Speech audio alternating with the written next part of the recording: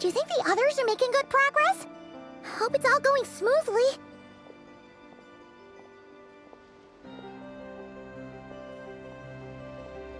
Oh, hey look! They made it back as well!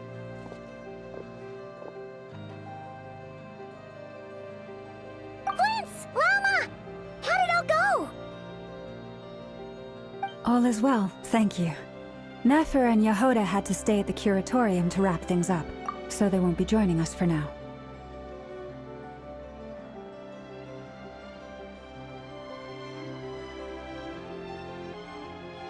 I ran into Miss Anefa and Miss Aino on the way back. Their work is still in progress, so I suspect they won't be back for a while either. You seem rather cheerful today, Mr. Flintz. I certainly am. I achieved what I set out to do and came away with more than I bargained for. Fighting alone can get quite tedious, but I had the good fortune to run into a pair of brave young warriors. We meet again. How have you been? Albedo! What are you doing here? That would be a natural assumption to make. It's also the correct one. These two courageously lent me a hand while I was fighting the Wild Hunt. When they told me they were Servarka's colleagues, it all made sense. And given how people of outstanding talent tend to cross paths, it's no wonder you're already acquainted. So, who's your travel buddy, Albedo? Why don't you come and introduce yourself?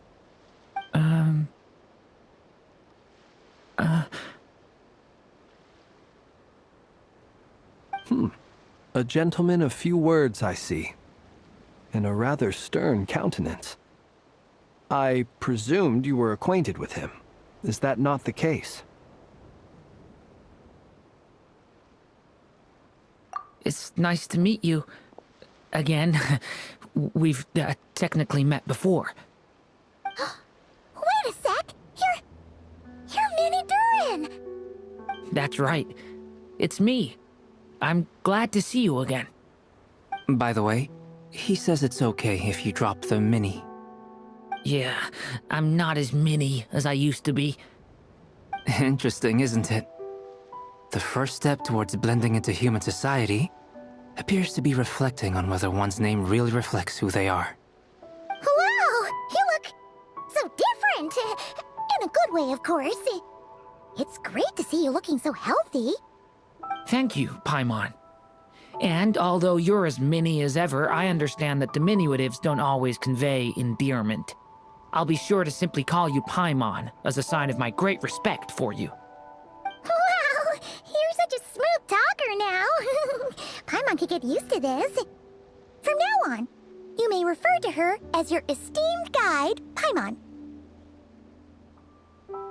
Personally, I think our little Paimon is the perfect size. When people call her Little Paimon, it's just because she's so adorable that they can't help themselves. If that's not a sign of endearment, what is? You're absolutely right, Miss Lauma. My brother still has a long road ahead of him when it comes to understanding human relationships. Anyway, speaking of long journeys, didn't Columbina, leave with you? How come she isn't back yet?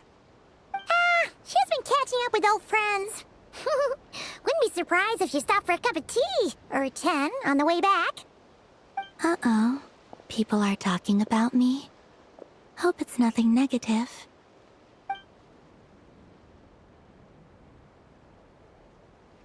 Judging from your expressions, I'm guessing it all went well?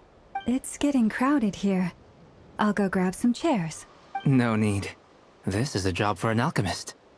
I'll whip some up momentarily.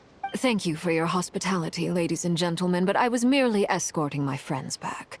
I'll be meeting Sandrone shortly, as we still have some things to discuss. It's been a pleasure, everyone. But this is where I'll say goodbye. We really appreciate your help. Oh, come on. Spare the formalities. I'm just glad I could help out some true friends. I understand. Well, bye for now, Harlequino. Oh, this place is hopping. It's probably a good thing one of us left. Otherwise, we might not fit all these people in. Are you saying we're about to run out of chairs? As a matter of fact, I am. Come on in and see for yourself.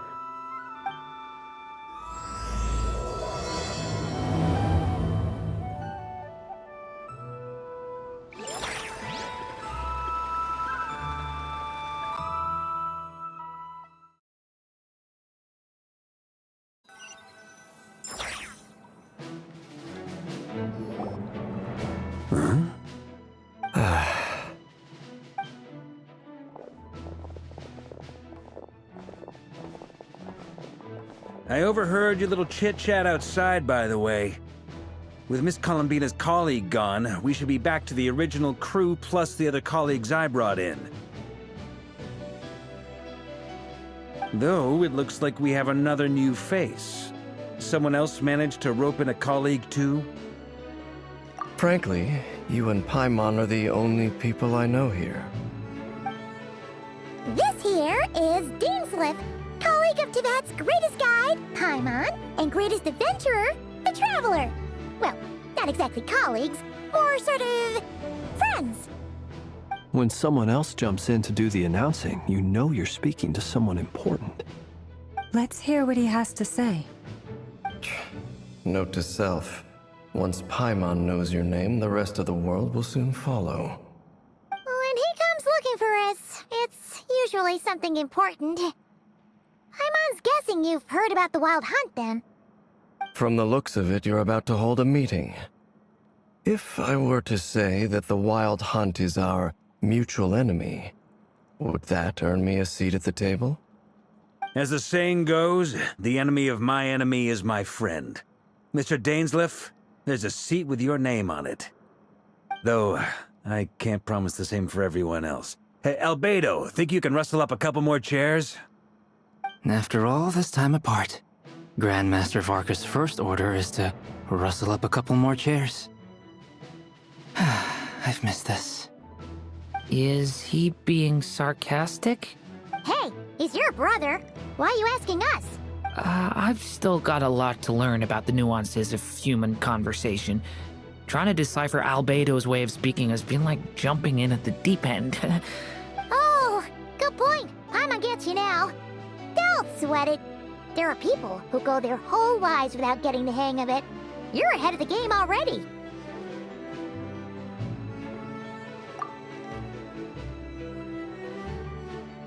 I wonder what's taking Nefer so long. Perhaps you should go and check in with her. If anyone can hurry her along, it's you. I just got back from the curatorium. Besides, aren't you curious to see what's taking her so long? Miss Nefer doesn't strike me as the type to share secrets. And since gathering intel is her specialty, I'm guessing she'd prefer to keep her methods confidential. Under such circumstances, would it not be tactless for me to impose? Oh, but it's fine for me to impose. What can I say? You have an unrivaled ability to garner people's affection, Miss Moonchanter. Besides, you have far more in common with her than I do. All right, then.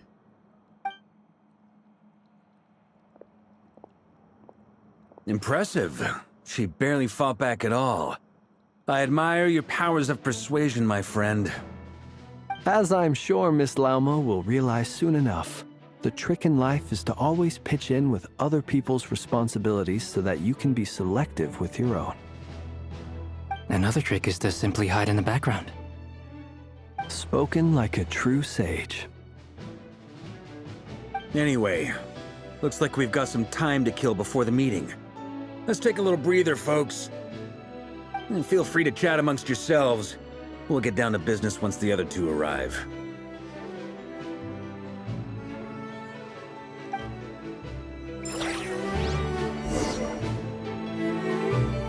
My potted plant on the porch has died again.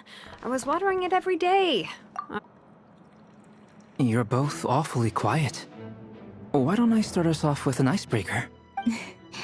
Much obliged. Have either of you ever had your portrait painted? If not, I'd be glad to help. That sounds like a lovely idea. You know how to paint, then? I dabble occasionally. He's an excellent painter.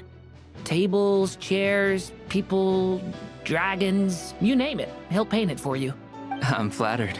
If I ever get the chance, I'd like to give it a try myself. I'll bear that in mind. Anyway, how about you, Durin? What sort of portrait would you prefer? Oh, I'd be fine with anything. Whatever style feels best to you. Very well. Then I'll play it by ear. You can replicate any style I want? I can try. If you show me a sample, I'll do my best to match it. Thank you. In that case, I'll dig up some reference material for you.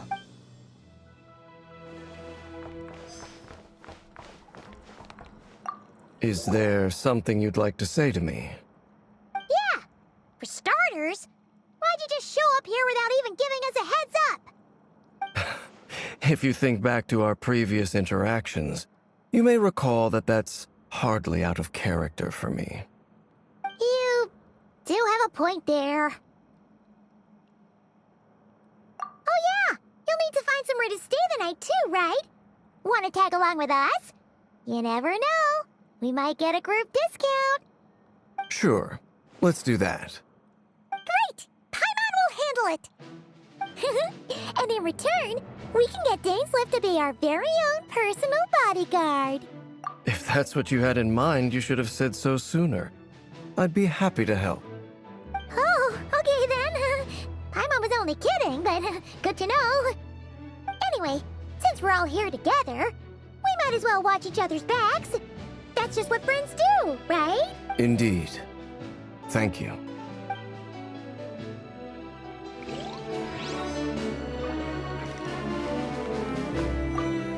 Truth be told, I can't remember the last time I was in a meeting with so many people. You're not alone there, my friend.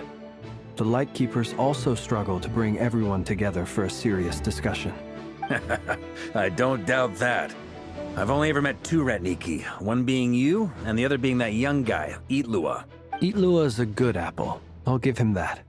He's kind, honest, and regularly delivers supplies to my lighthouse. A true Ratnik to the core. In that sense, he puts me to shame. So you're what? A fake Ratnik? That's what it sounds like you're saying. But I get the feeling that's not quite what you meant.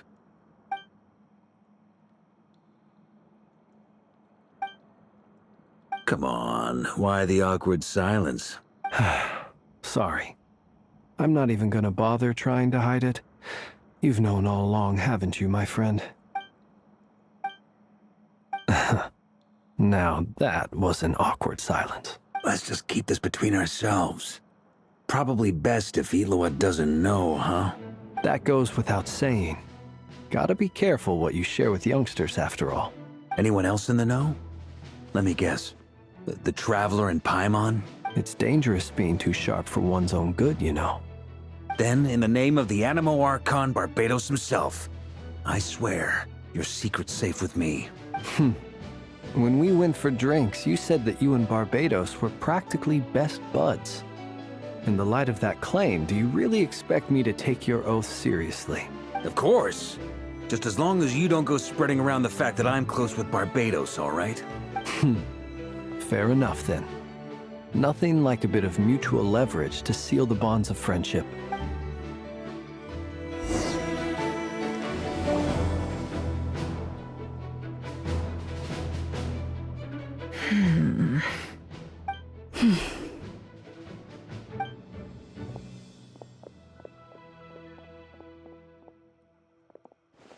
Ah, Miss Nefer. You made it after all. But what about Yehoda? I'm here to give you an update on how things are going on our end. Once this is over, I'll be heading straight back to continue my work. I left Yehoda back at the curatorium to watch over things while I'm gone. Huh. So much for just this once. Shh! Not so loud! We're on a roll here. What if she remembers and suddenly decides to back out? Did you say something, Mr. Varka? Huh? I didn't say anything. Right, Flint's? Must have been a frog. They get so noisy around here at nighttime. It's like they're putting on a concert in the background. Anyway, before we begin, there's a few introductions to make. Let me start by saying that it's an honor to be speaking before so many distinguished colleagues and collaborators. First up, we have Miss Lauma. As Moon Chanter, she's the leader of the Frost Moon Scions, a local religious community in Nodcry. Then there's Miss Nefer, boss of the Curatorium of Secrets, an intel gatherer extraordinaire. Nefer is leading the investigation into Rerer's background, assisted by Yehoda and Lauma. From the little I've heard, they're making some great progress. Over here, we have Mr. Flint's, a ratnik and guardian of the abandoned lighthouse. In our last operation, he courageously distracted the Wild Hunt to buy time for the rest of us. For those of you who've never met, this is Mr. Albedo, a renowned alchemist and captain of the Knights of Favonius investigation team. By his side is a new face for us all, myself included, Mr. Durin, who has come to lend his aid. Next up, we have the Moon Maiden and former Fatui Harbinger, Miss Columbina. Then we have the Traveler, who's earned more titles than I could possibly hope to list out, so I'll spare you the rundown. And Paimon, the ultimate travel companion and quite possibly the best guide in all of Tevat. Wow! That's a lot of people! Great turnout! Miss Nefer, it looks like you might have another job coming your way, so, congratulations on the booming business, I guess. You think I haven't got enough on my hands as it is? Who's looking for me now? That would be me, Miss Nefer. I have a commission for you. And you are? Who I am doesn't matter right now. What does matter is that I'd like you to gather more intelligence about the Recher of Solnari. Well, it's not as if we never take on anonymous commissions. But in your case, I'll have to decline. I'm gonna take a wild guess and say your job's probably more hassle than it's worth. Something about you seems like bad news. It's my eyes, isn't it? Conrian, I assume. And what's with the mask? Are you trying to hide your identity? In any case, the fact that you're even still alive raises an awful lot of questions for me. My name is Dainsleif. And yes, I am from Conria. As I'm sure you're aware, the Recher of Solnari's real name is Rerir. He was once an acquaintance of mine. Really? Then you must have been quite an influential figure yourself. You flatter me, but none of that matters anymore. My point was simply to clarify why I have asked Miss Nefer to investigate Rerir's background. So you're both from Conria, and it sounds like you used to be friends? What am I missing here? Surely you already know how he became one of the Five Sinners. I'll tell you everything I know. The history of Conria, the names and identities of the Five Sinners. I remember it all like it was yesterday. I have never spoken openly of this before. But the truth was exactly as people say. The Five Sinners were each driven by their own desires, and it was by playing upon these that the Abyss tempted them to their fall, tearing Conria apart in the process. The visionary, Vedifenir, who wished to foretell the future. The wise, Haroptatir, who sought limitless knowledge. Gold, Rhindaughter, who desired to create life. The foul, Surtologi, who pursued supreme strength. And last, but not least, Recher of Solnari, Rerir, Ravager of the Moon. Of the five, Rerir is the only one who remains a mystery to me. He never harbored grand ambitions. So what changed in the space of a single night? How did he come to fall like the others? In other words, you're saying that his change came as a shock to you, and you have no idea what actually happened? That's right. You mentioned how the Abyss tempted them, which led to their fall. But what did that look like in practice? And what other context can you give me about the events of that time? The more detail you can give me, the better. Strangely, now that it comes to it, I hardly know where to begin. The fateful night took place during the era of the Eclipse Dynasty. One day, my elder brother, the visionary, Vedifenir, was summoned to the palace by the Vinster King, only for the king to gouge out his eyes and cast him into the dungeons. When I came to hear of this, my fury knew no bounds. I gathered together every ally I thought I had, and together, we set a night to storm the palace and free Ved. Centuries on, the memories of that night still haunt me, like a never-ending nightmare. We broke through the palace gates, just like we had planned, each striking towards our separate targets. But then, I was betrayed. Even Vedifenir, the very person I had come to rescue, abandoned me and partook of the Abyss's power. So, it's personal after all. Then tell me, Mr. Dainsleif, what price are you willing to pay? You, of all people, must know that nothing comes for free. I cannot say what price would be worthy of such a commission. But know this. Rerir was not always a madman. Believe it or not, there was a time when he was just an ordinary man, working for the Conrian Intelligence Service. Uncovering the truth of Rerir's past is the only way to unravel this mystery. But before you decide if you will accept my commission, I will tell you more about him. Enough, I hope, to help you plan your next move. Sounds pretty good to me. Feels like we just flagged down a random passerby, only to discover he's actually a master strategist who has a score to settle with our enemy. Can I borrow your halo? It could be useful in the lighthouse. Hey, enough with the wisecracks! Besides, isn't that lamp of yours bright enough already? Relax. It was meant to be a compliment. If that was a little over the top for your liking, I'll make sure to tone it down next time. I'll give your proposal some serious thought, Mr. Dainsleif. Let's speak in private once the meeting is over. Before that, there's a few things I'd like to share.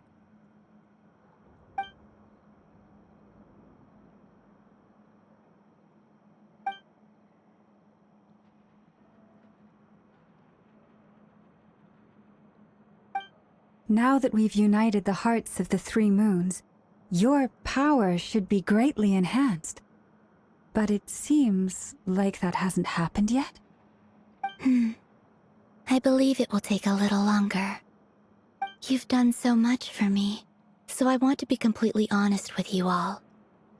Even though I'm doing a lot better now, the truth is, my recovery will likely be an ongoing process. From the moment I was born, my power has been slowly ebbing away. And that is because Tevat has never accepted me. Even with the moons united as one, it seems my rejection cannot be undone. So far, I have yet to find a solution. It may turn out to be a problem that will plague me until the day I finally leave this place behind. Even so, I will do everything in my power to help you drive out the Rerir of Solnari. As Arlecchino put it, this is not about chasing the spoils of victory. It's just a gesture of heartfelt gratitude. Kutar. Defeating the Rerir of Solnari will be no easy task. While my strength slowly recovers, We'll also need to gather more intel. Naturally. We should take all the help we can get if we hope to defeat him. We've considered several viable plans now, but our choice hinges on the answers to a few key questions. Is it even possible to kill Rerir? What experiences shaped the person or monster he became? And what's he really after? Given Albedo's expertise in alchemy, I think we should leave him to try and answer the first of these questions. Understood. As for the other two, I'm afraid we'll have to count on you again, Miss Nefer. Believe me when I say it's not my wish to burden you. But right now, relying on your skills is our only option. So you're placing all your hopes on me, huh? We can't thank you enough for agreeing to help us. Honestly, I can hardly believe how lucky we are. You sure have a talent for changing your tune, Miss Moonchanter. Timid like Yehoda one moment, then flinches insincere flattery the next. Ladies, please. I must object to your portrayal of me. That's all. Feel free to keep bickering. Just pretend I'm not here. I almost don't want to leave this room. I'm curious to see how this plays out. I have faith in you, Miss Nefer.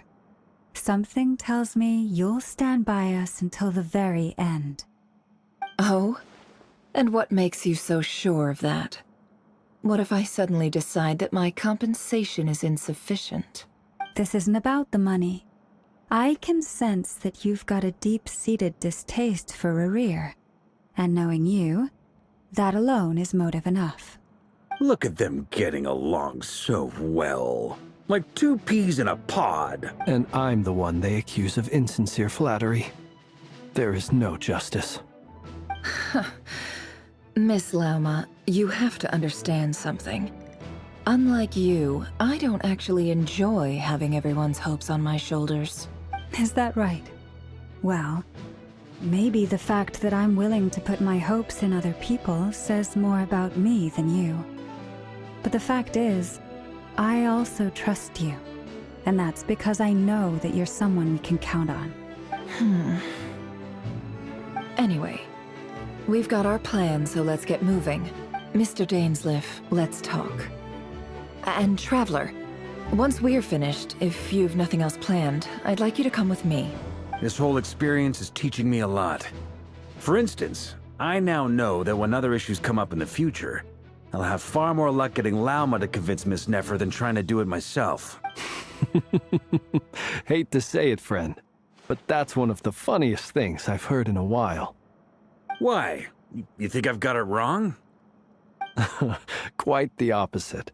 But what makes it so hilarious is how long it's taken you to realize.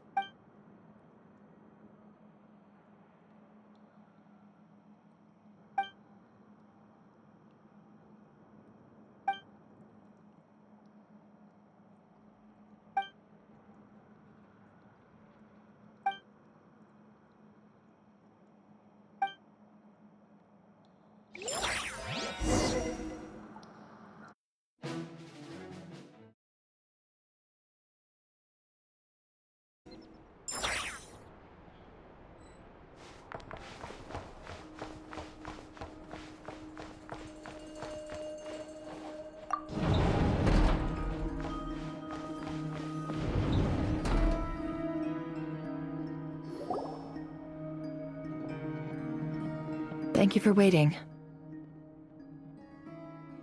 It's okay. We actually used the time to help Dainsleif get a room at the hotel. That's very considerate of you. Now, I trust you share my curiosity about Rerir's past, and you seem fairly familiar with Mr. Dainsleif already. We spoke at some length after the meeting. He was the one who suggested I should invite you to join this operation. He feels confident that these secrets will be safe with you. Dane has a lot of faith in us, that's for sure. Likewise. I appreciate that you got right on board without interrogating me about why I invited you. It shows that you trust me to explain everything in due course. That's because we know what you're capable of. We appreciate you too, Nefer. You might have been forced to help in the beginning, but this time, it was your choice. That's one way to put it. Another is this, that once a decision's been made, it's set in stone. After that, my only goal is to see it through. Alright, so here's how it is. I'm going to access Rerir's thoughts again using my confidential method. Now, I'm sure you've seen things like this before on your travels, so you're surely well aware of how dangerous it can be. The reason I've gathered you all here is to ensure my safety during the proceedings. I plan for us to enter the fragment of his consciousness together, and once inside, I will focus on searching for information. Think of this as a diving expedition into someone's brain. If I'm the diver, you are my safety equipment, tasked with keeping me alive while I'm under the surface. Once the ceremony begins, we will all be spying on privileged information. But in the interests of safety, you must remain absolutely silent at all times. We will discuss our observations after the ceremony has concluded. Lastly, any individuals of a weaker constitution are advised not to partake in the ceremony. In any case, Paimon has her own job to do, which requires staying in the room, but not joining the ceremony.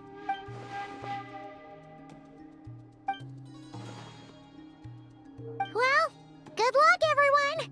Sounds like all Paimon can do is cross her fingers and root for you guys. There's a little more to it than that. I was being serious when I said you have a job to do. While the rest of us are inside Rerir's mind, it's imperative that we have a team member on the outside. In the event that something goes wrong, you will be our first responder. I don't anticipate any issues, but the extra level of safety will be greatly appreciated. I second that. This is a dangerous operation here, and you're our whole rescue team. That's pretty much the most important job in the crew. So, Paimon's like the lifeguard? Yeah, that makes sense. All right, got it. Good. Please, take a seat. We'll get started momentarily.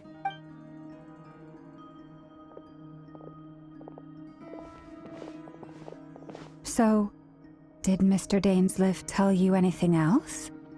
He told me that he believes Rerir kept some big secrets in his life. He's not sure that they were the cause of his eventual downfall, but he's asked me to uncover what those secrets were all the same. But surely you're not planning to go through with this, no matter the cost. If you think that, you'd be overestimating me. I'm a businesswoman, not a mercenary. But I do have my own professional reasons for taking this job. You think I'd turn down the opportunity to get a first-hand glimpse into Conrian history? No chance. Well, as long as you don't let morbid curiosity get in the way of safety concerns, we're good. We'll do whatever we can to help you. You're such a killjoy.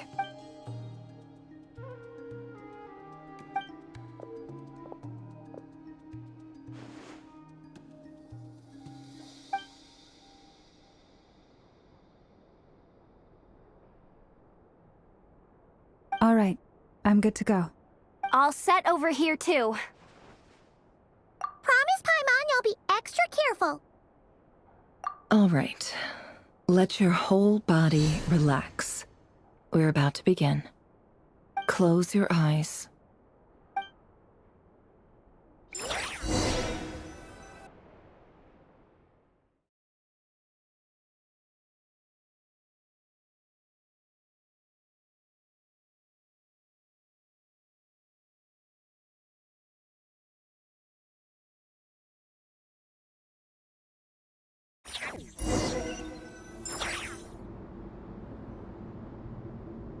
Phew. Could this be his office? Pretty standard setup. Bookshelves, paperwork, files. According to Dainsliff, Rerir used to be an intelligence operative. Chances are there's plenty of top-secret intel stashed away in this room. Is this where you keep your secrets, Rerir? Can't say I'm not looking forward to this.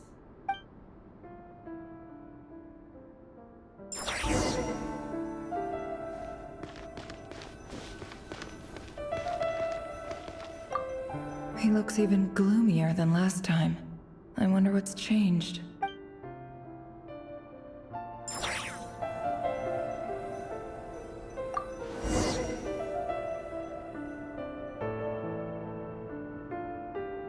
Today's files are in.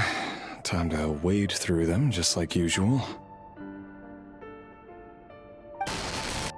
Male, 51. Occupation, cook. Confirmed Crimson Moon descendant. Has maintained frequent contact with other descendants over the past year. Poses a threat to the dynasty. Neutralized.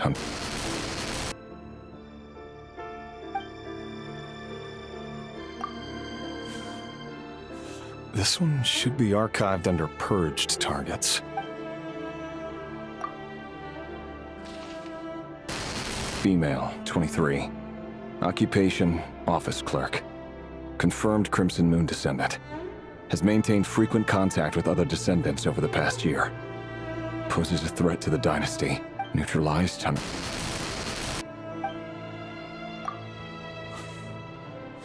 Another one for purged targets. Sounds like she was that other man's daughter. Never mind. What's it got to do with me?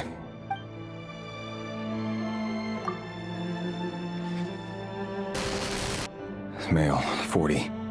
Occupation, teacher. Confirmed Crimson Moon descendant. Has been observed making contact with other descendants during the past year. Poses a threat to the dynasty. Neutralized on... Just another nobody for the archive. Come to think of it, I remember surveilling this man. A case like his never would have been considered a priority in the past. Huh. He barely even interacted with other Crimson Moon descendants.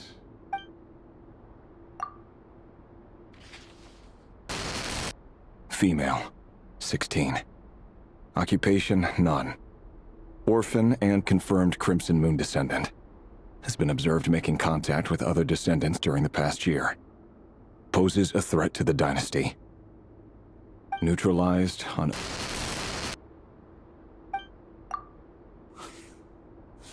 Filed. I have no recollection of this girl. None whatsoever.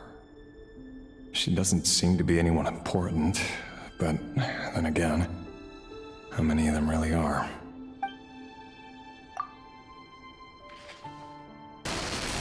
Female, 13. Occupation, none. Orphan and confirmed Crimson Moon descendant. Has been observed making contact with other descendants during the past year. Poses a threat to the dynasty. Neutralized on...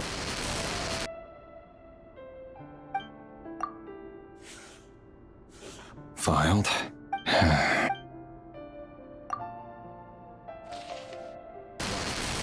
Male, 11. Occupation, none. Orphan and confirmed Crimson Moon descendant. Has not been observed making any contact with other descendants during the past year. Poses a threat to the dynasty. Neutralized on...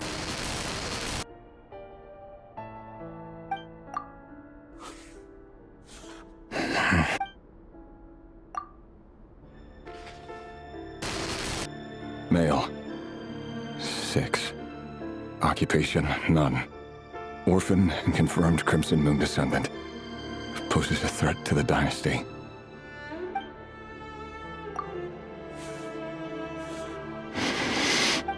It's funny, isn't it? Your job is becoming both harder and easier at the same time, depending on how you look at it. Sooner or later, the Crimson Moon descendants will be completely wiped out. But as their numbers dwindle, they become harder and harder to track down.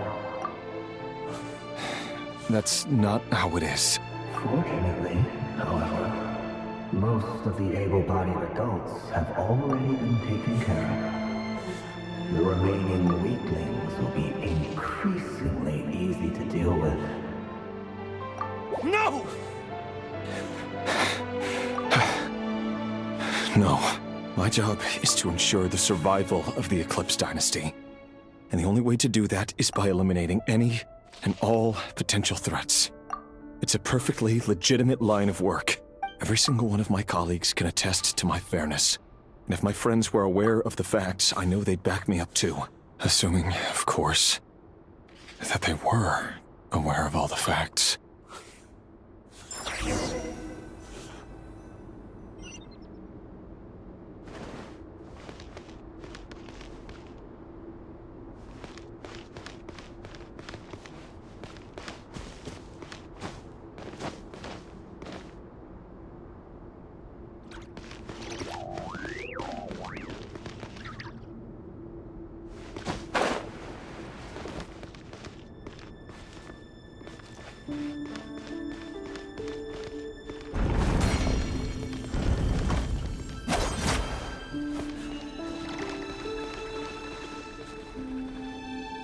Mr. Pt.1of2, it's been quite some time since we last met.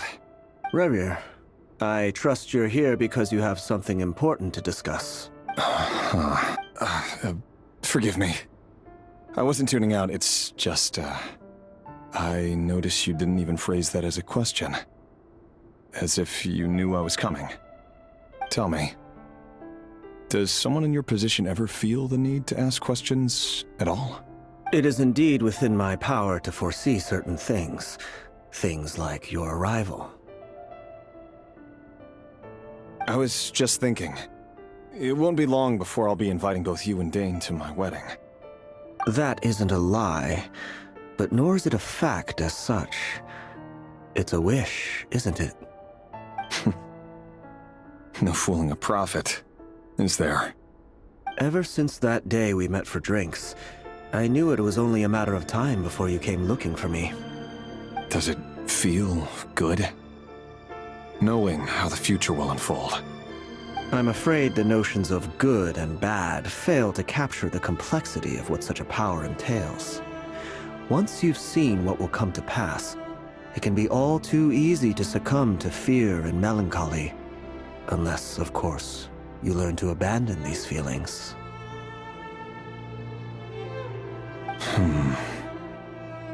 You fear my silence, and long to hear the words I left unspoken that day. That's right. You must have noticed my reluctance to broach the subject, and the reason is simple. Because the truth could never have lived up to your hopes. For both our sakes, such words are better left unsaid. The burden of prophecy was never meant for your shoulders. So who exactly do you deem worthy to hear your prophecies? None but our exalted king? Or rather, our king as he once was. You're closer to his majesty than I am. You must know better than anyone how much he's changed. You say that as though it is to my benefit. Yet precisely because of that, I dare not speak rashly. A king can turn out to be the most virtuous of rulers, or a tyrant more terrible than the most vicious of dragons. You are so wise and far-sighted, yet still you would have me live in fear of the unknown? You make a fair point. Especially given my silence alone was all it took to send you spiraling downwards. Very well then. Let me offer you some advice. And I say this not as a prophet or a visionary, but simply as the brother of your friend. For many reasons, there is very little chance of your marriage ending in happiness. If happiness is what you seek, you should find another fiancé.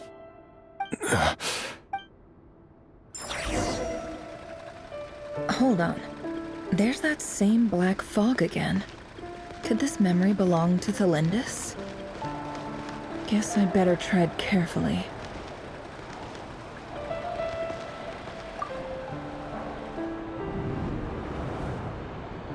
Wait. Hear me out. This time we finally got a clear look at his face and learned his true identity. His name is Rerir, and he claims to be one of the king's guards. What did you say?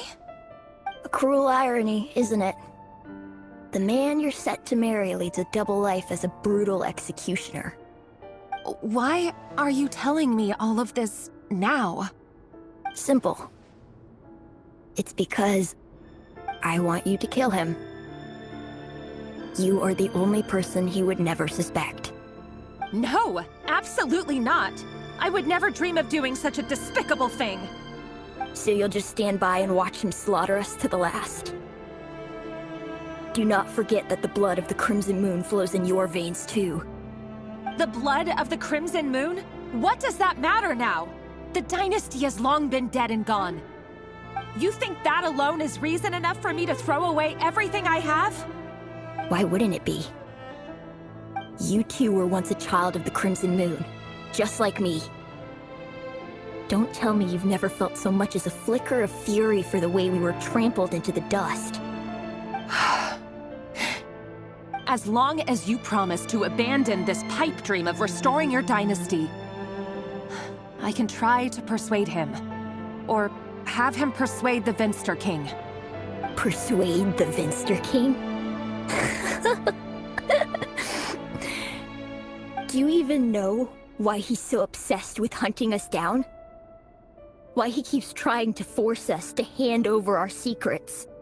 Over and over again? Or why we refuse to give up on restoring the dynasty? The Vinster King. A blind fool. His eyes clouded by powers from beyond this world.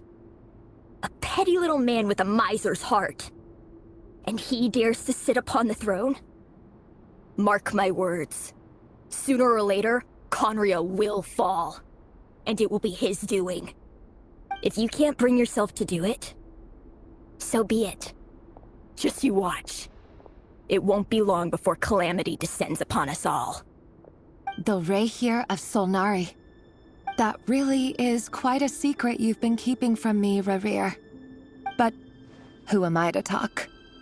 Am I really any better? I've kept my own past a secret this whole time, too. Love should be built on honesty. But ours was born from lies. And yet, is it really so wrong to hide things that would only make life harder? If we don't cover up the parts that no one else should see, how can we go on pretending to be normal? Vedifulnir must have known all this. And that's why he made his prophecy. In the end, nothing stays hidden forever.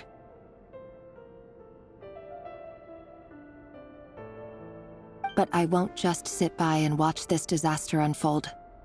I'll do everything in my power to protect what I cannot afford to lose, no matter who I have to face.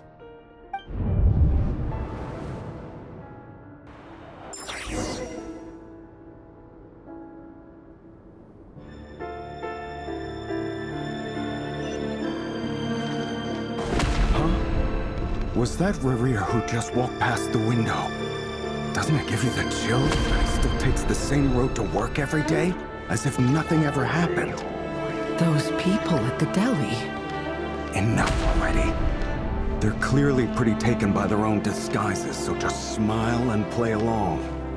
Pull the rug from under beasts like that, and you'll risk having your throat torn out. Deli? Oh. They're talking about those people from the opposition.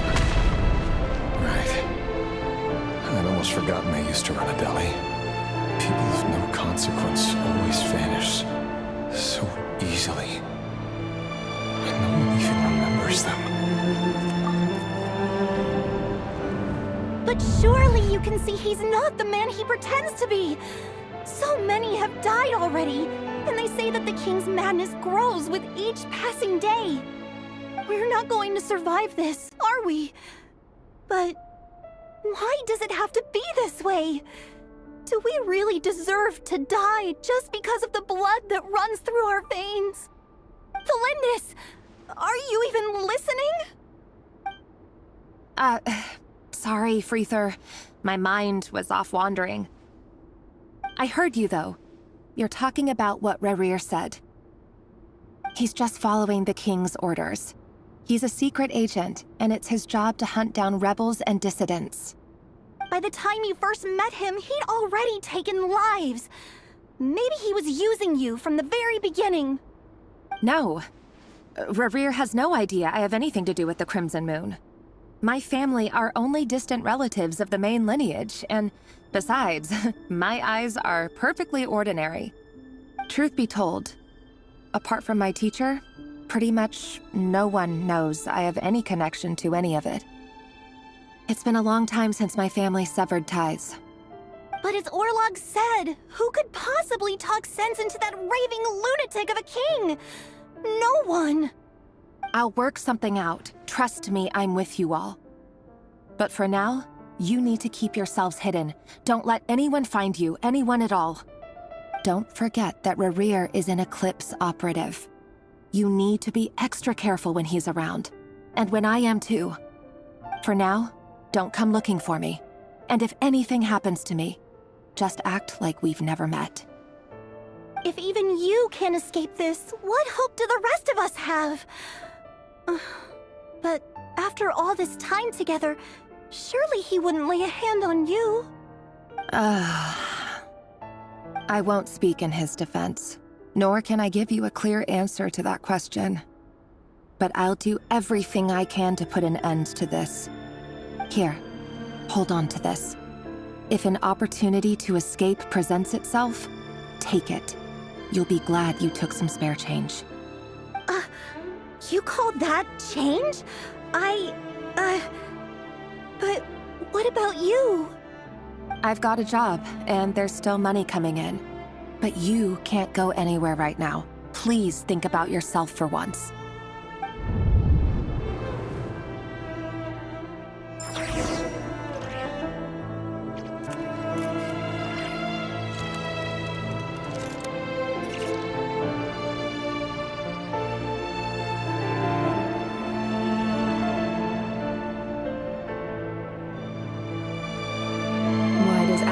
Sit up on the counter? To welcome our clients, of course. A kitty's gotta earn his kibble somehow.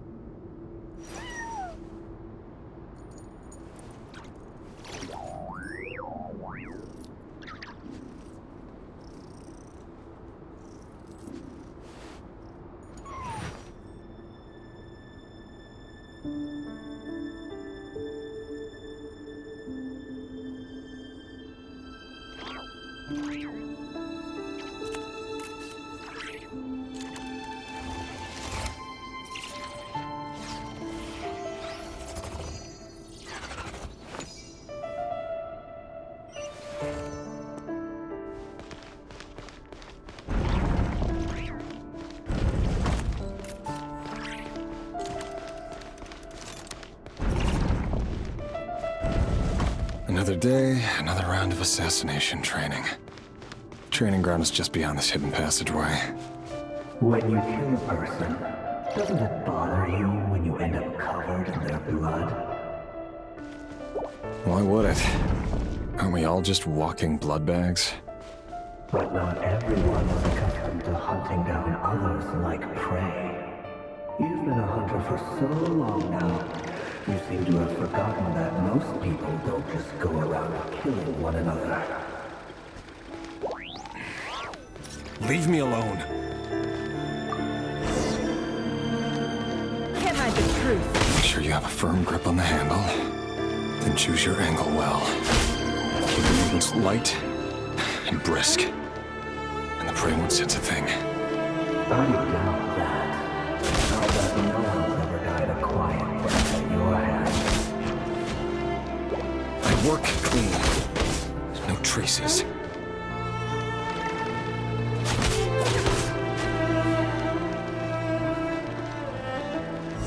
That doesn't make it open to the king just happens to be right now. What if somebody doesn't?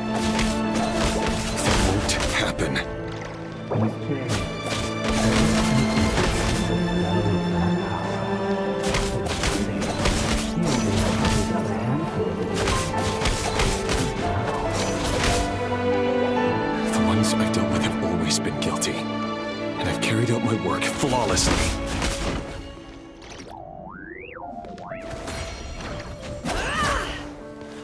No more lies.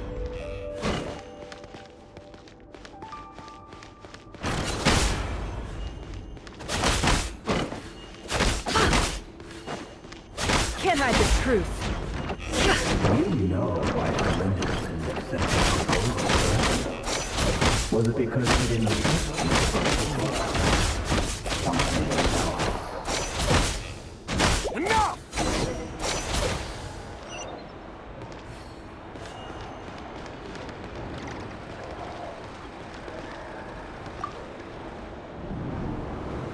Delindis, do you still remember Orlog? Orlog. The boy who was pretending to sell flowers. You spoke for quite a while, didn't you? Yes, we did. What about him? He was arrested 2 days ago. Chances are he's already dead. He...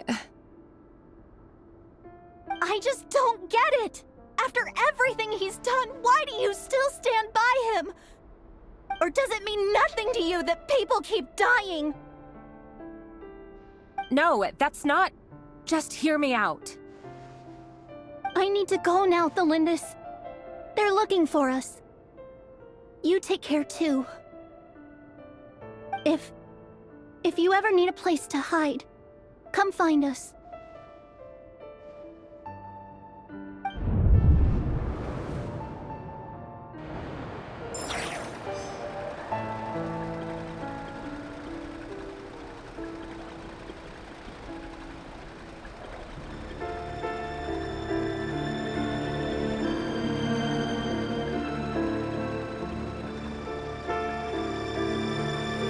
Don't trust your eyes uncritically.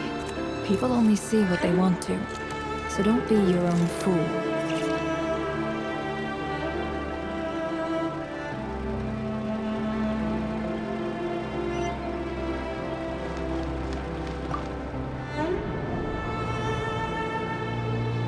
Author Thelindis. Over the course of this week, the research object was subjected to interference for a total of 47 hours for experimental purposes. The results are as follows. All subjects of observation that were sent inside have now... The situation within is proving more problematic than anticipated. No progress whatsoever. What now? Won't you give me even a glimmer of hope? Things are getting worse by the day. I have to find a way or we'll all be in danger, but I... If all this research comes to nothing, what then? Sooner or later, it'll be my neck on the line. But could he really bring himself to kill me? No. Surely he wouldn't have the heart.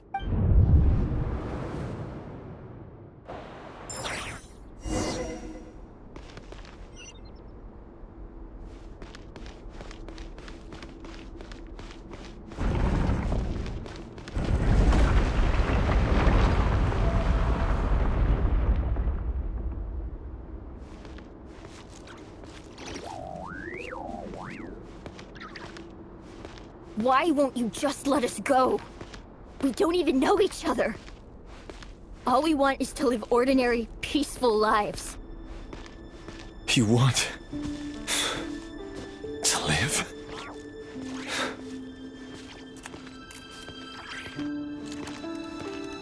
Yes. I just want to go on living. Is that really such an unforgivable crime?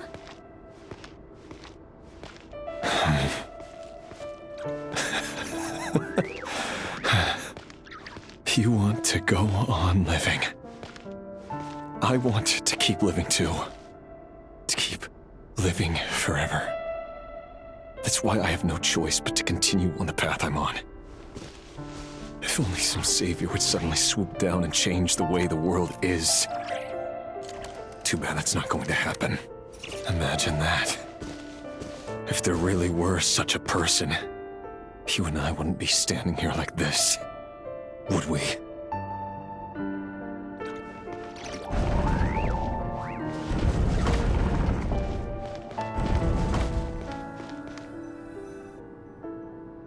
Today's files are in. Time to wade through them just like usual. No, I don't get tired of it. It's my job. And not only am I lucky to have it, I'm good at it too.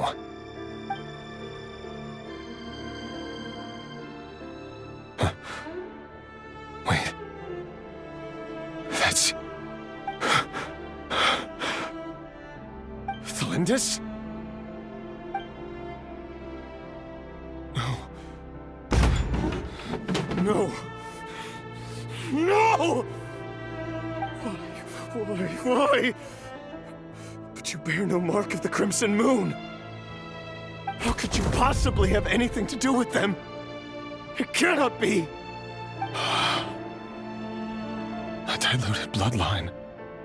Carefully concealed. I see it now. You've been living in the shadows just like me. What a fool I've been. Numbing myself with talk of justice. Even imagining my friends would back me up. But in the end, Irminsul. Finster King! How far are you going to take this? From the direct bloodline to secondary offshoots? And then what? Today it's the descendants of the Crimson Moon. Who will it be tomorrow? Will you not rest until everyone down here is dead? No. This cannot go on. This is where it ends.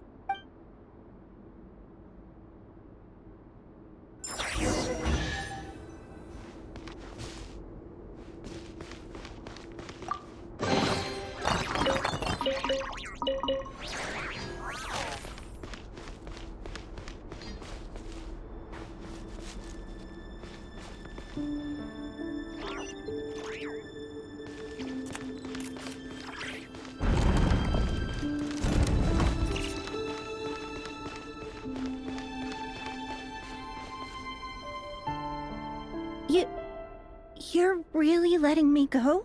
I am. As long as you can guarantee that no one will find you. Don't worry, I'll be extra careful. No one will know I was here. But what about you? Me? If you let me go, you won't be able to complete your mission, will you? Good point. In that case, maybe you should stay. No, please! I just want to see the outside world again. To... Go on living? Yes. I know you're a man of your word. So please, just let me go. If I let you leave, what will become of me? Just kidding. Go, now. But remember, don't let anyone know you were caught. We'll be seeing each other again very soon if you do. Even shadows in the dark must live by a code. But you can't save everyone. You've been whispering in my ear for days now, Vedifilnir. What are you trying to do? Break me down? I only say this because you long for an answer to your problems. Let her go, Rerir, or you risk losing everything. I will not abandon Thalindis. Then you'll need a little more vigilance and a lot more power. The world is changing, Rerir. Keep your eyes peeled for your moment of opportunity. That voice used to be so unclear. But now I know exactly whose it is. It's Vedifilnir. He won't tell me how to actually resolve any of this, but he keeps trying to manipulate me like a puppet. What's his game here? Tell me then. What will this moment of opportunity look like? And... no answer. He's like a ghost. Always disturbing me when I'm on edge, but never answering when I need him most. So, the Eclipse Dynasty was purging, well, massacring the descendants of the Crimson Moon. And it seems like it was all connected to the Vinster King's research. The King's obsession with abyssal power left the future of Conria hanging in the balance. No wonder every aspect of Rerir's life was so unstable. And it looks like this Thalindis, Rarir's would-be fiancée herself belonged to a sub-branch of the Crimson Moon Dynasty's descendants. It almost defies belief that a couple like them could hide the truth from each other for so long. If the Vinster King hadn't intervened in such a drastic way, they might have gone on deceiving each other for the rest of their lives. And why does Vedderfanir, Daneslif's older brother, keep talking in Rarir's head? This guy kept more secrets than I ever imagined. The human mind is like a vast desert of shifting sands.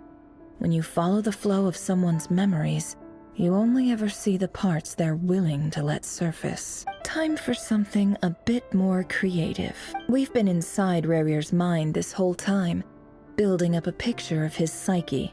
There's already enough clues on the board to start reading between the lines and mapping out the rest. Now, we can finally begin to put the pieces together. Sure, it'll only be a reconstruction, part simulation, part reasoning, but it's usually pretty accurate. Once we've built up a cognitive profile, we just need to cross-check the logic behind his actions. And then we'll be able to take a sneak peek at whatever it is that Rarir has really been hiding.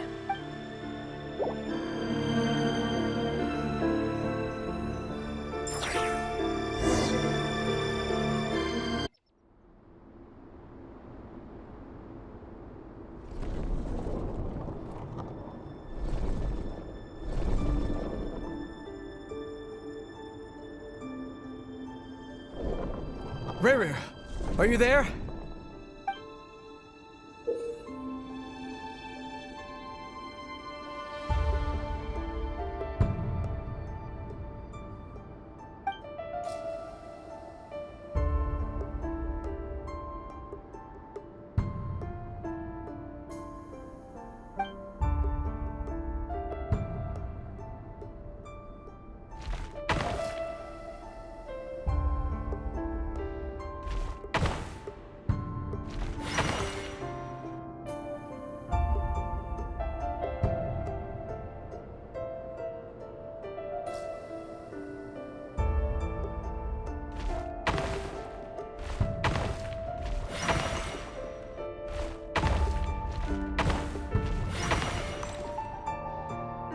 Hey, Rarir! Come out, it's urgent! Dane? What's wrong? Quick, come with me. I'll explain everything once we've met up with the others. Okay, I'll come. But the Lindis is still over at the Universitas. I'll need to leave her a note. All right then, but make it quick. I've never seen Dane so worked up before. Whatever this is, it must be big trouble.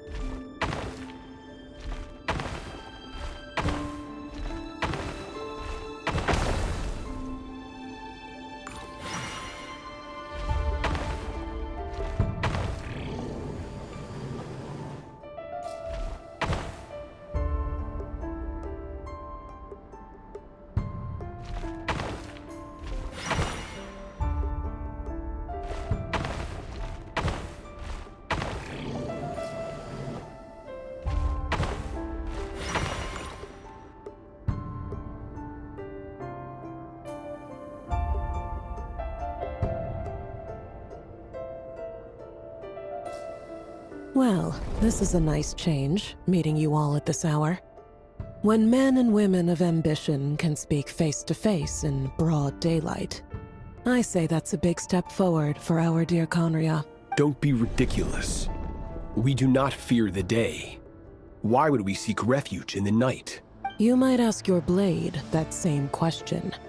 I'm told it prefers the cover of darkness. The word on the street is that Sir Elegy only strikes when he has an unfair advantage.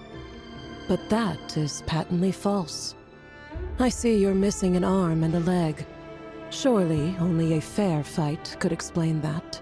If this is your way of offering me replacement limbs, believe me, I'll take them. Oh, we can certainly discuss that. With bioalchemy, anything is possible. Assuming I have your full support in my research. Lunatic. Roptatir, what brings you here? Why, Dainsleif, of course. He invited me. Please, cast aside your apprehensions, Miss Rhine-daughter. Whatever the rumors may say, I am but a humble servant of the king, and I can assure you he affords me no greater convenience than he does you. Well, the Universitas Magistrorum won't stop fawning over you, so at least some of the rumors must be true. You're clearly doing well for yourself, so drop the humble servant act. It endears you to no one. You're president of the Universitas Magistrorum, the chief royal mage known as the Wise by royal appointment, and by far the most favored among the 4 pillars of Conria. Vice President Veit doesn't even try to hide his envy when he sees you. My success is the product of hard work and good luck. It's as simple as that. Were the king not such an extremist, I hardly think I would have received a senior post at my age. Of course, no job is without its gripes. Serving a king like ours can be a challenging task, as I'm sure you can imagine. And as for Efterveit, in missing out on the presidency, he's dodged a mountain of stress. Like everything else in life, it comes with pros and cons. You're all here. I apologize for the short notice, but it was an emergency.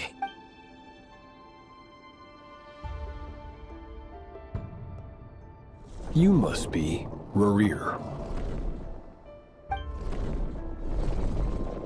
Mr. Sir Elegy. Yes, I handled your case file during your sentencing. Nothing personal, of course. I'm pleasantly surprised that you remember me. You're clearly a person of substance if you've been invited here. But Dainsleif, you'd better have a very good reason for convening this little gathering. It's my brother, Vedofenir.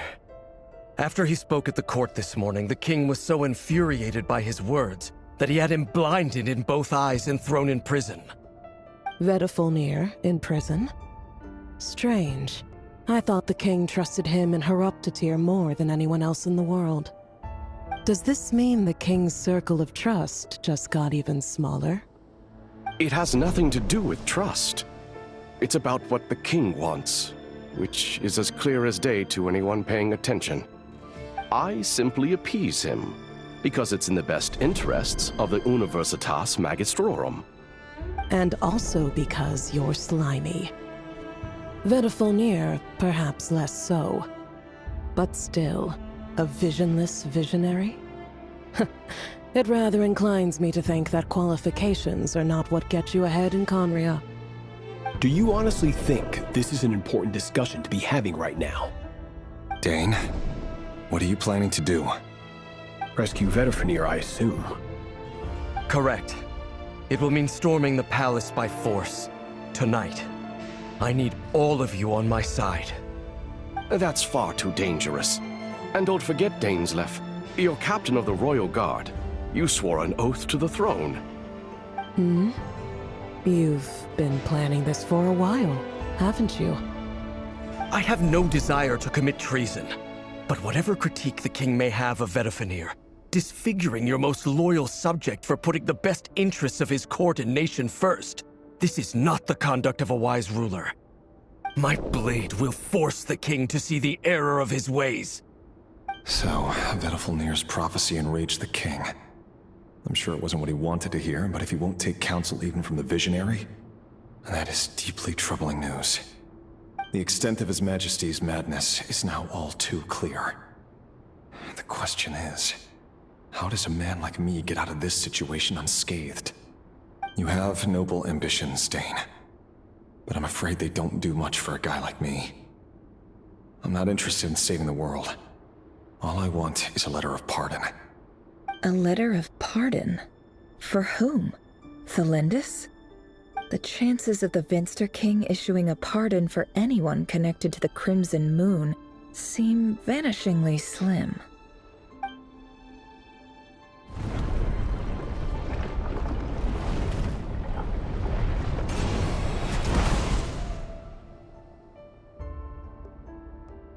This black fog over the board must have some connection to Thelindis. But why is it taking this form? Does it have something to do with Rarir's past? Another mystery I'll need to unravel.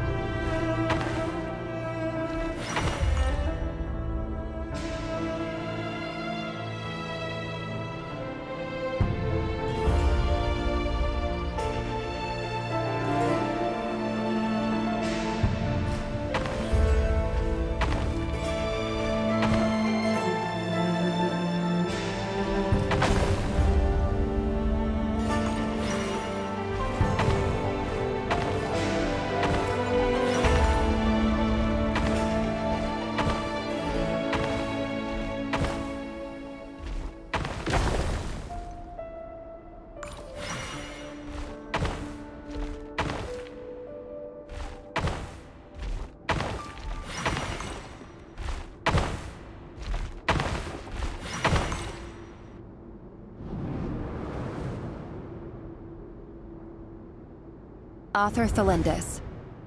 Over the course of this week, the research object was subjected to interference for a total of 60 hours for experimental purposes. The results are as follows. Research dating back to the Crimson Moon Dynasty has established 2 points regarding moon marrow. Firstly, its origins have something to do with a god's power. Secondly, it serves as a portal to an as-yet indeterminate location. Moon marrow can thus be defined as a spatial gateway. However, there are a number of hurdles to overcome before we can answer the question of where it leads to. To start with, opening the gateway requires a specific power source, which the relevant literature indicates. An enormous amount of power is then required to keep the gate open. Currently, the total power output of our instruments remains in the single digits. To make matters worse, I am now the only staff member remaining in the Moon Marrow lab. The Universitas Magistrorum recently decided to move most of its personnel into abyssal energy research, which has stymied all Crimson Moon-related projects. This is not a wise move. I have always maintained that placing all our hopes in a single source of power is risky, especially one as poorly understood as this, as well as making ourselves overly reliant on a single resource. We are neglecting other promising technologies. I apologize if this comes across as disrespectful. But as a Moon Marrow researcher, I desperately want to see the world beyond the gateway. If we really made it there one day, what would we find? And how would we go about taming the unknown? My imagination is endlessly fueled by questions such as these.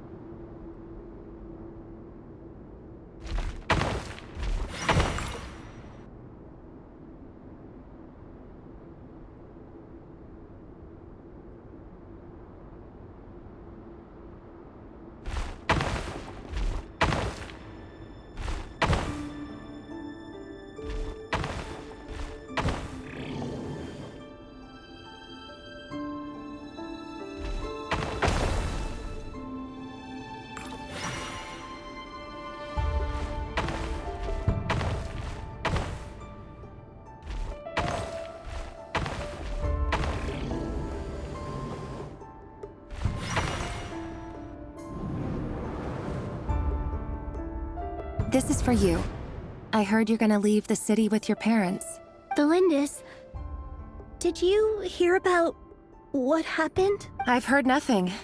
Rerir got back very late last Friday, and he was acting a little unusual, but he slept pretty well, so I'm guessing whatever he did was a good deed.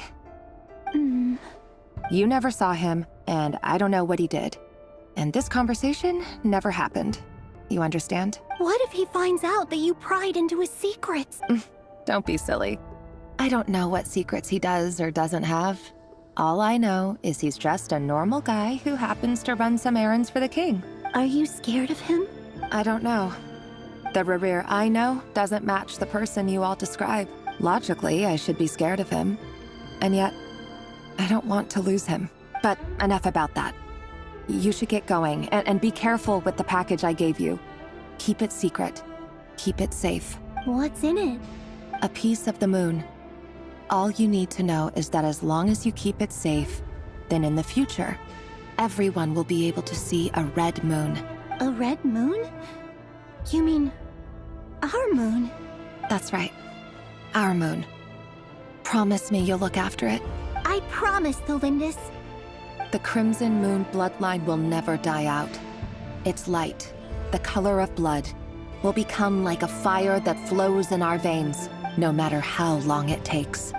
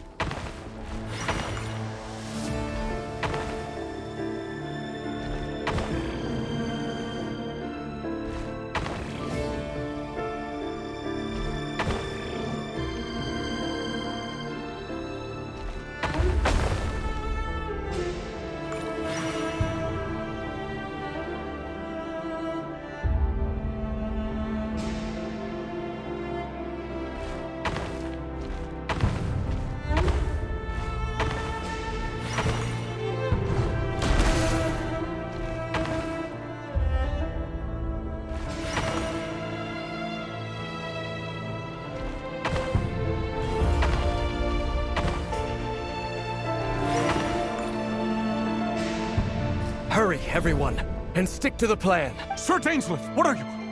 Is this treason? You know what happens to those who betray the throne. Please, don't do this! It is the king himself who has betrayed the throne. He has betrayed all of Conria. If you have any love left for justice in your heart, you should join me. It's showtime. Dane and his group will handle the troops in the palace. Then Hroptatyr and Rheindotter will disarm the security measures. My job is to enter the prison and rescue Vedifalnir. Stay safe. Wish me luck. Look after my brother. Draw your blade. It is time for justice to prevail.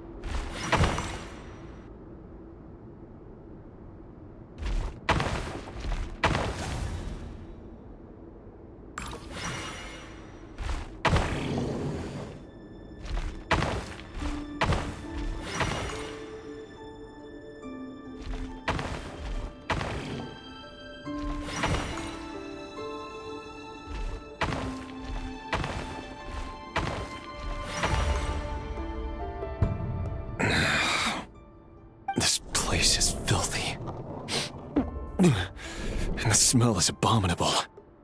Clearly, the king doesn't allow his prisoners a single shred of dignity. This is dire. Found you. Hello, Mr. Vedifalnir. It's you. Surprised? Oh, wait. I guess surprise isn't an emotion that prophets feel very often. I certainly felt some surprise in the moment when I was blinded. Surprise at the king's sheer ignorance. Surprise at just how unfairly this world responds to words of earnest remonstration. I'm curious. What did you prophesize this time? It wasn't a prophecy. It was a word of warning. Someone had to say it. The king has forsaken all reason in pursuit of his obsessions. I simply told him that if he continues on this path, Conria will surely fall. But he didn't listen. Worse still, he stabbed you in both eyes and locked you away. Dane asked for my help. The court is in complete chaos now, but I'm sure you predicted that. Everything is transpiring as I foresaw. Yet I am powerless to change it. Fate is an immutable force. I can but lament as the inevitable unfolds. I do wonder whether giving a man the power to see the future does nothing more for him than slowly crush his spirit. Forgive my curtness, Vedafulnir, but the king did not suddenly turn on you today. His suspicions have been brewing for a long time. You can't have wisdom beyond the reach of your fellow man without attracting his fear and suspicion. There are things the king does not want to see. So, he doesn't want you having visions of them either. He blinded you because he thought this would make the visions stop. He wasn't entirely wrong. I did indeed lose my power to see the future. Right up until... Until what? Just now. I believe I saw something new. Well, tonight could go a lot of different ways. 5 of us banded together to storm the palace, also we could rescue you. This will go down as the most tumultuous day in Conrian history. I sense hatred in you. But also hope. A desperate hope that with the tyrant deposed, that will be the end of the story. But this is not the end. It is the beginning of a new chapter, in a whole new story. There are many men of honor and courage in this world, Rerir. But you are not one of them. You're not here for justice, are you? You're here for yourself. Is that a dagger? Interesting. Why not the polearm? It was always your weapon of choice. With your abilities, I don't doubt that you were able to recover some of your sight. But I also doubt that you want to make an enemy of me right now. Of course not. We're on the same side, aren't we? We could be. But I need you to be honest with me, Vedafulnir. At this point, you're my only hope for the future. You mean your future? With your beloved, Thelindis? Yes. And I know there are bigger things at stake here. A dynasty, a nation, maybe the entire world. But forgive me, I care first and foremost about myself. I can't abandon the one I love to save myself. I just can't do it. But you see a broader picture of the future than I. You see the solutions to the biggest problems of our age. So tell me, what is my solution? What's the answer? In matters of fate, answers are either right or wrong. What will be and what will not. Maybe you are willing to pay a certain price in the pursuit of happiness, but unfortunately, fate does not negotiate. That is the cruelest thing about fate. It is unmoved by your sacrifices. That can't be true. I know it's your voice that I keep hearing in my head, urging me to see how the world is changing, to seek more power, so I can protect the things I love. You show me disaster, but you won't show me how to avoid it? Why? Why are you doing all this? My voice. In your head. So, you hear it too. The voice that steals your mind, gains your trust, and drives you crazy. It turns out that we are not so different, you and I.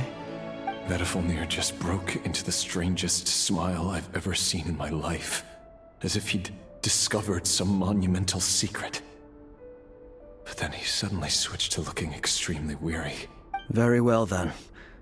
My advice to you is as follows. You must persevere. Whatever trials and tribulations you may face, be steadfast in the belief that they are your path to the future. For as long as you live, your story with Thelindis shall not come to an end. That is the only chance you have of fighting back against fate. It is up to you whether you believe my words. Regardless, that is all I will say on the matter. I have no right to intervene any further. I will hold you to your word. Thank you for setting me free. In return, I will tell you one more thing that you cannot afford to ignore. Just then, a strange wave of energy rippled through the city. We had no idea what it could mean. If I were you, I would head to the Universitas Magistrorum. The Universitas? Oh no! I'm sure we'll be seeing each other again very soon, Rerir. Whatever Vedifalnir said, I didn't catch it. I didn't even help him out of the prison. There was no time to lose.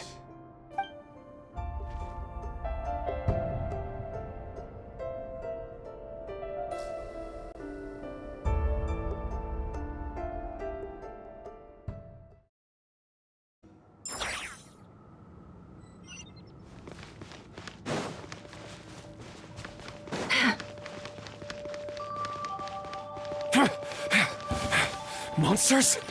Is this Rhindonner's doing? Or the Universitas Magistrorum? Out of my way!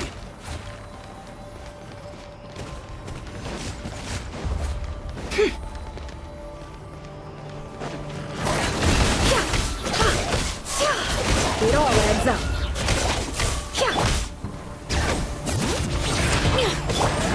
Pyroclastic surge! Full throttle!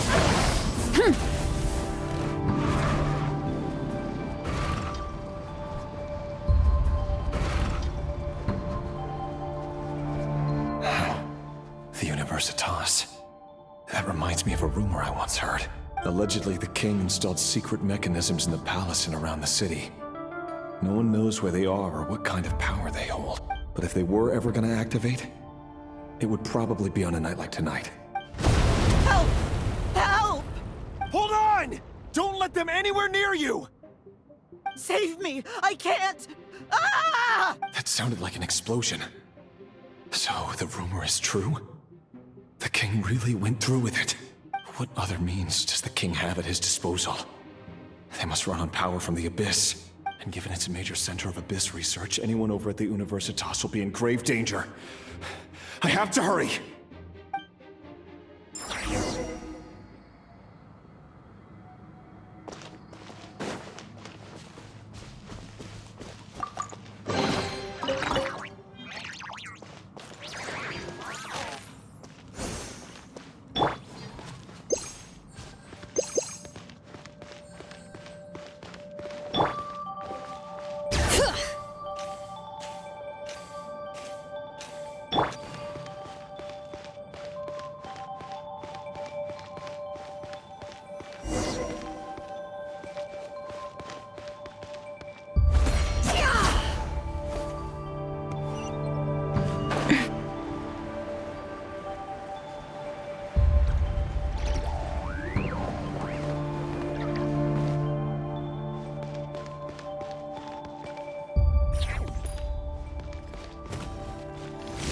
Can't hide the truth. I'm going in! Seek within.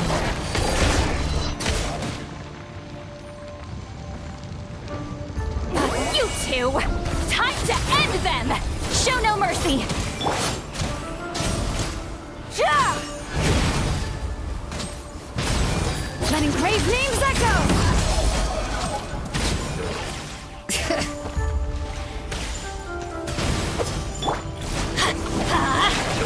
Wrath from the skies!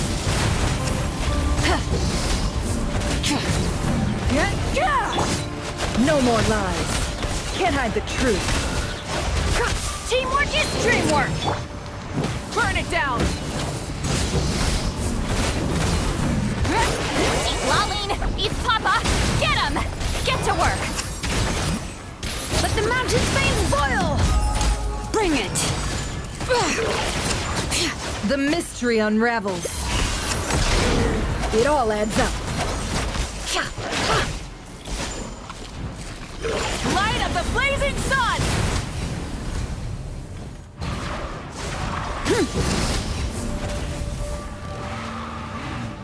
Hear the echoes of the valley!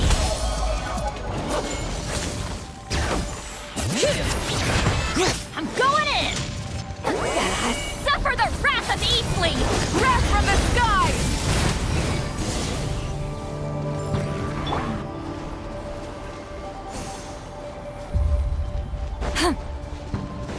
Fulfill our pact!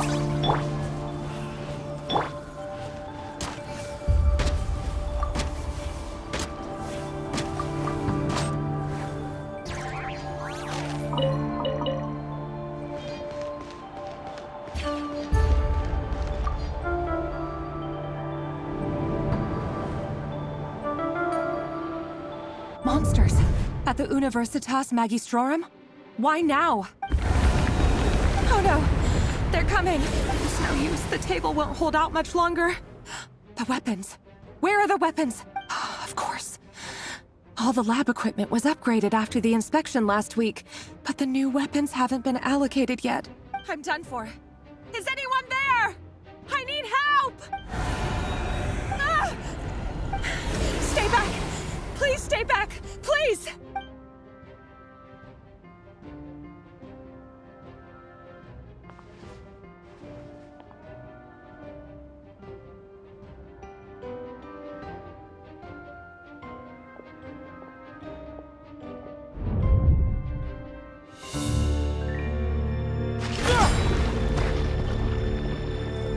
What's that?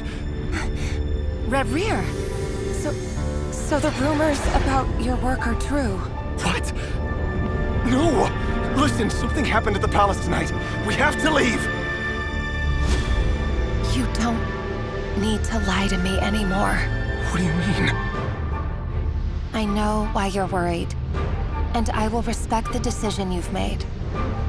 But it's okay, because I found a solution. I know how to end all this. You can have it back. The normal life you so desire. But until then, I'm afraid our wedding will have to wait. Cylindus? No, don't do it! Cylindus! Cylindus!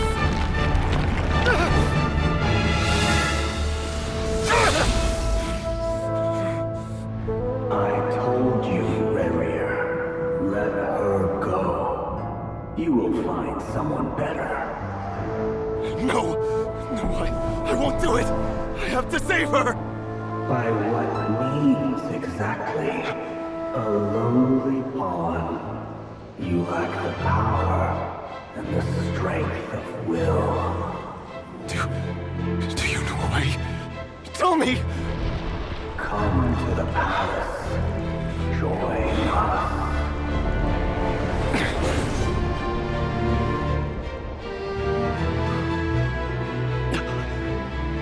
Reverie, thank goodness we... Step forth and take your share. You made it. Not you too.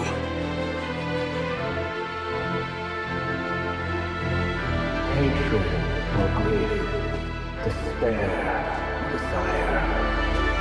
We all have our own.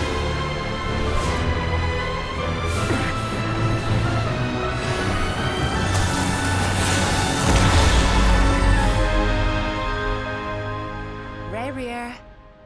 Reverie. Cylindus? Were you daydreaming?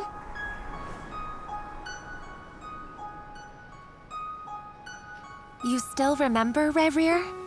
That question you asked me a couple of weeks ago? Oh. You mean the proposal? Yeah. I'm wondering, where do you think would be a good place to discuss it? Maybe in the garden? Or were you thinking a fancy restaurant? It's your choice.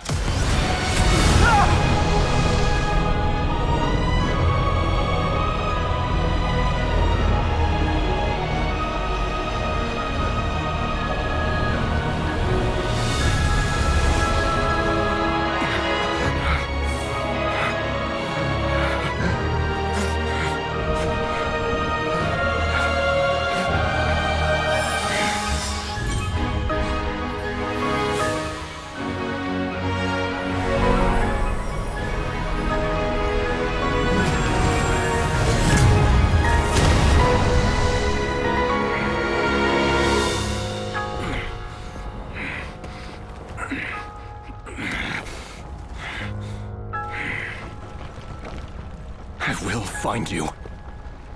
And then, you can give me your answer.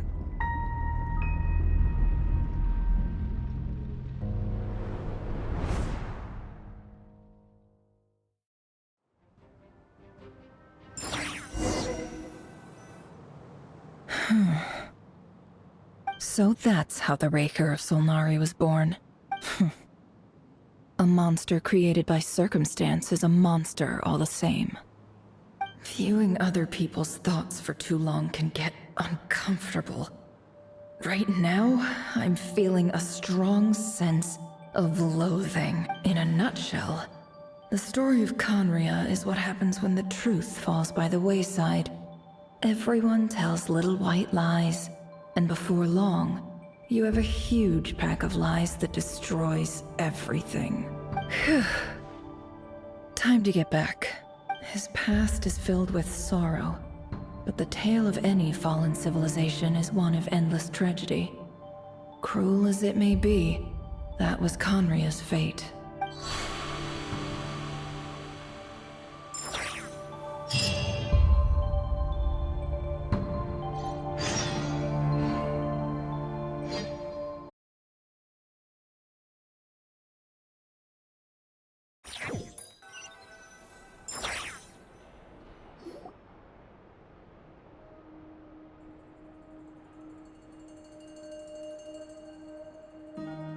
Everyone, I'm back.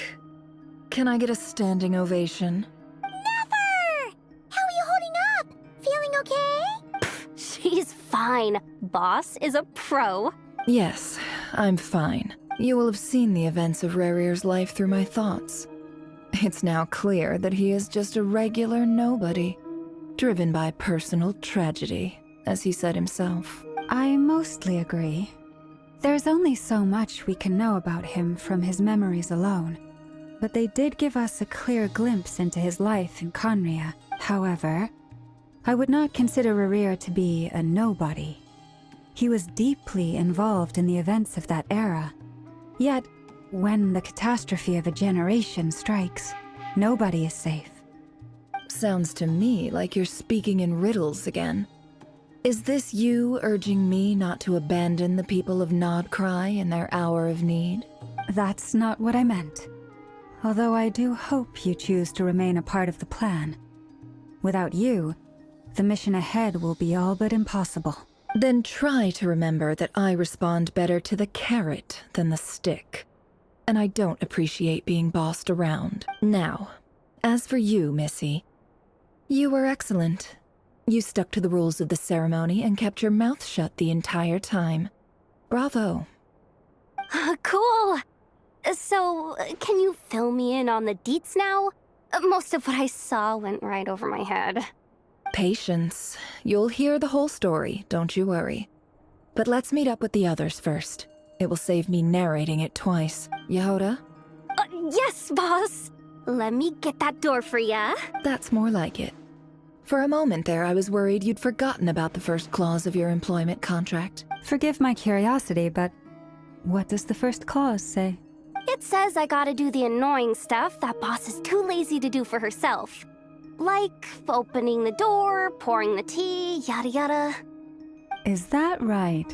If something is in the contract, it's because she willingly agreed to it. Rest assured that the Curatorium abides by the very strictest of labor policies.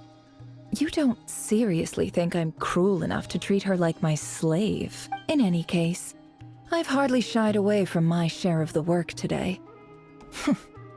Hope I don't catch Flintz and Varka lounging about in their chairs, enjoying a leisurely cup of tea. There's nothing I dislike more than other people enjoying themselves while I'm hard at work.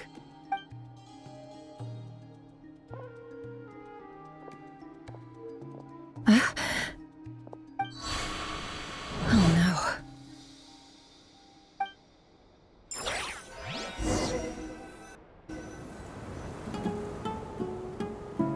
Sorry to disturb you, but we seem to have run into some trouble. Evidently so. Don't worry, I'm not about to leave you to fend for yourselves. I'm not that kind of boss. And it would go against the Curatorium's labor policy. I'm sorry. What did you hear me say? I wasn't talking about labor policy. Wait. How long have I been standing here? Not long. You just appeared by the door a moment ago.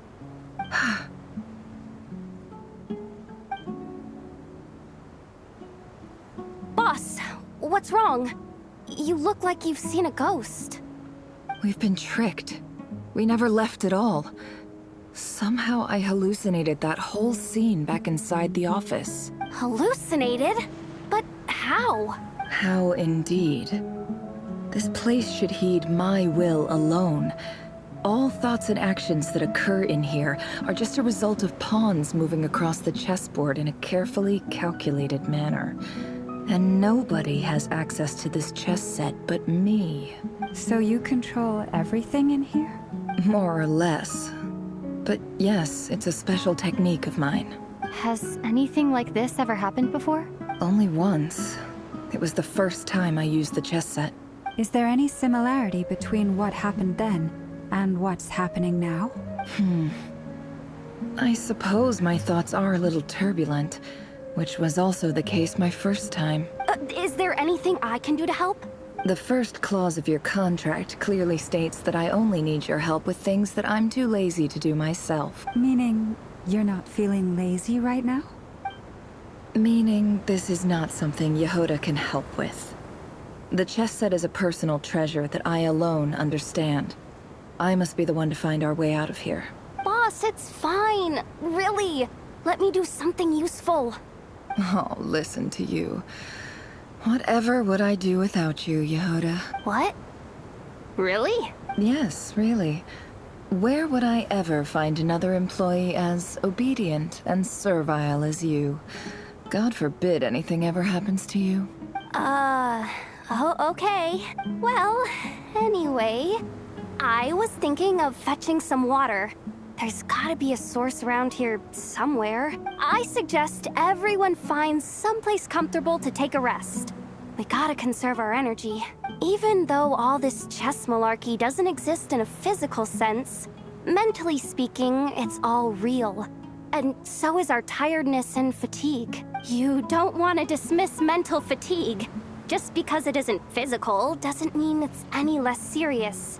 But anyway, I got your backs, so don't worry about a thing. Don't I have the best employees? Jealous much? If we can find a suitable time, I'd love to borrow Yehoda for a day to help out at the Frostmoon Scions. Would you be amenable to that, Boss Nefer? Oh, Lama. Have I ever told you just how pretty you are? Beauty runs from the tips of your antlers to the depths of your imagination. Time to rally, everyone. Follow me. As we continue our journey, the same rules will apply. That means stay focused and no talking no matter what we encounter. And don't disturb the chess pieces. You have my word that I will get us all out of here.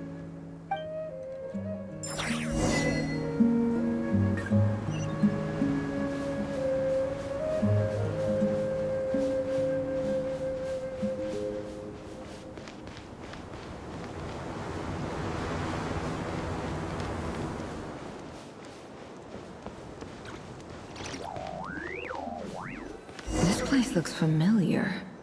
That's not a good sign. There's someone up ahead. Time for a little chat. I wasn't expecting visitors at this hour. Wait, is that? Oh, it's him. There you are. Sinue's been looking for you all day. I think he has some news for you. Oh yeah? What were you doing just now, Uncle Retinue? Hiding away some more loose change? I know I saw some Mora. What do you mean loose change? Oh, come on, I'm too old for this. Just pretend you saw nothing.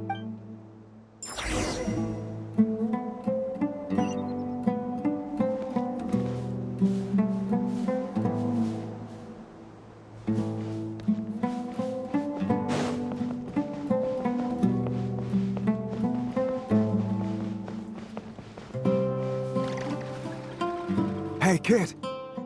Mind telling me what Sinuhe's been up to recently? I'm trying to get in his good books and I need a way in. Get in his good books? Why? What do you want with my dad, Uncle Peppy? I've written a new song. I was hoping to showcase it at the next festival, but I'll need his approval. A new song, huh? I'd love to stay and listen, but unfortunately, Uncle Retinue says my dad's looking for me. Well, there's plenty of time and I'm not going anywhere. See that pile of stones? I'll be sitting there warming up my vocal cords. Come find me when you're done. Pile of stones. Got it.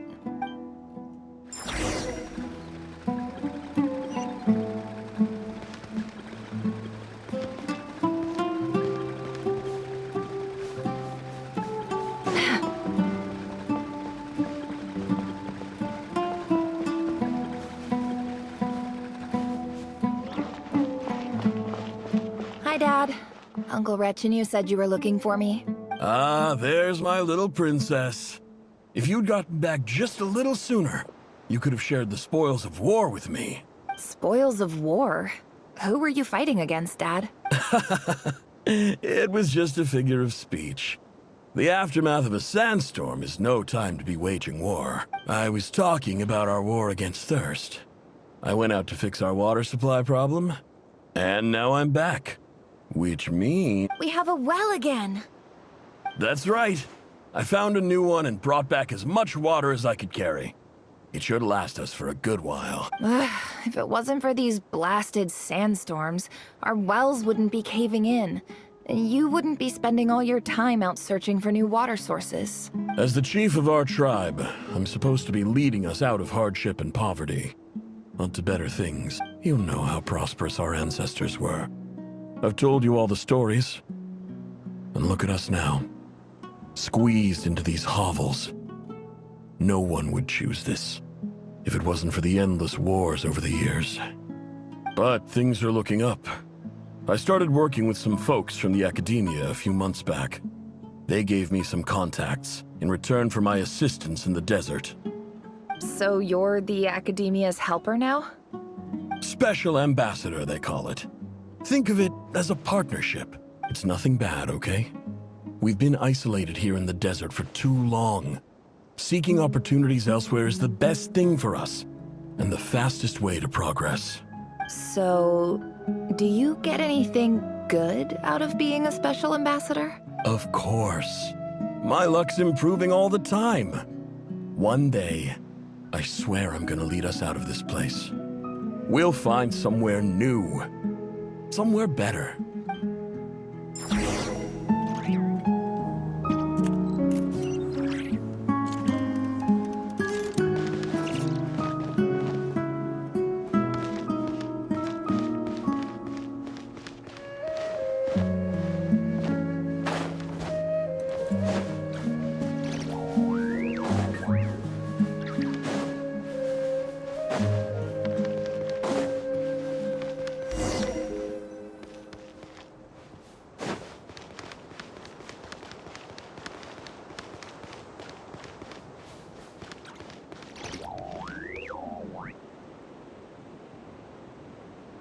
That's our well, and you know it. You stole from us. Well, you've gone from chief to thief, and now you have to face the consequences. Did you really think you could take our water without permission and get away with it? You're either brave, stupid, or both. And that special ambassador act? Yeah, nice try. We spoke to the academia. They said it was all news to them. You're a liar and a cheat!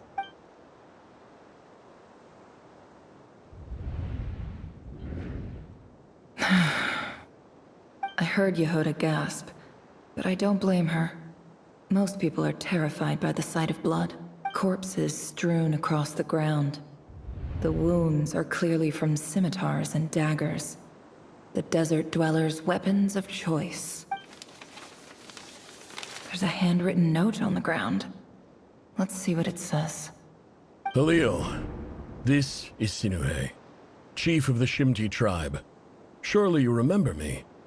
I was the one who helped you and your colleagues avoid the quicksand in the desert. This is my second time writing to you. I assume my last letter must have gotten lost in the mail, as I didn't receive a reply. I hope this one makes it to you safely. I'm writing to you because I need some help. That sandstorm the other day completely blocked up our well, forcing me to look for another water source in Iab and Unut territory. It was a matter of survival. Praise the gods. The well of the Iab tribe was intact. It was my last resort. I drew what water I could and left, but not without being spotted. I fear they will retaliate. You told me to write to you if I ever needed help. You said you'd be my ally in the academia. I urgently need you to formally recognize my title of Special Ambassador and send some of your people to assist me for a few days. It's the only way I can convince them that this was the academia's decision and prevent them from retaliating. This is an emergency. Please send help as soon as possible. Looks like this letter never got sent. The writer died a grisly death, and the letter was trampled into the ground. It's badly defaced. Some parts are barely legible. What a ridiculous lie the surviving Shimti tell. Their whole village was butchered over a sip of water.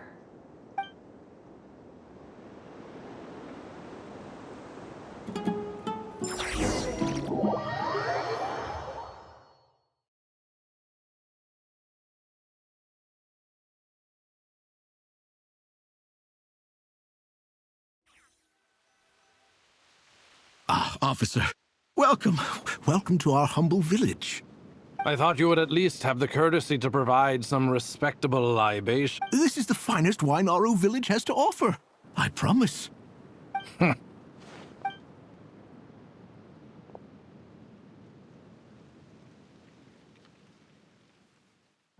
The Academia has agreed to reserve a single space for a candidate from your village. But I remain skeptical of this entire endeavor. I highly doubt anyone in this desert possesses serious academic potential. Please, have faith. If not in us, then in our god. The child we found shows great promise. I beg you, take her away from this place. Give her a chance. Don't let her talent go to waste. I don't recognize her. New arrival? She showed up here a few days ago, and we took her in. She's a really bright kid. Please help. I'm begging you. So, where are you from? Nowhere special. Just a sand dune. What about the rest of your family? How many of you are there? Just the one. It's only you? Correct. So, no brothers, no sisters, no mother or father? Any who have slept on a bed of sand, I call my brothers and my sisters. Apart from that, I have no family. All right. Get over here. Sign your name on the form.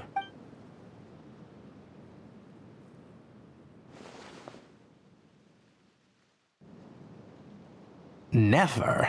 You're rather fair-skinned for a desert dweller.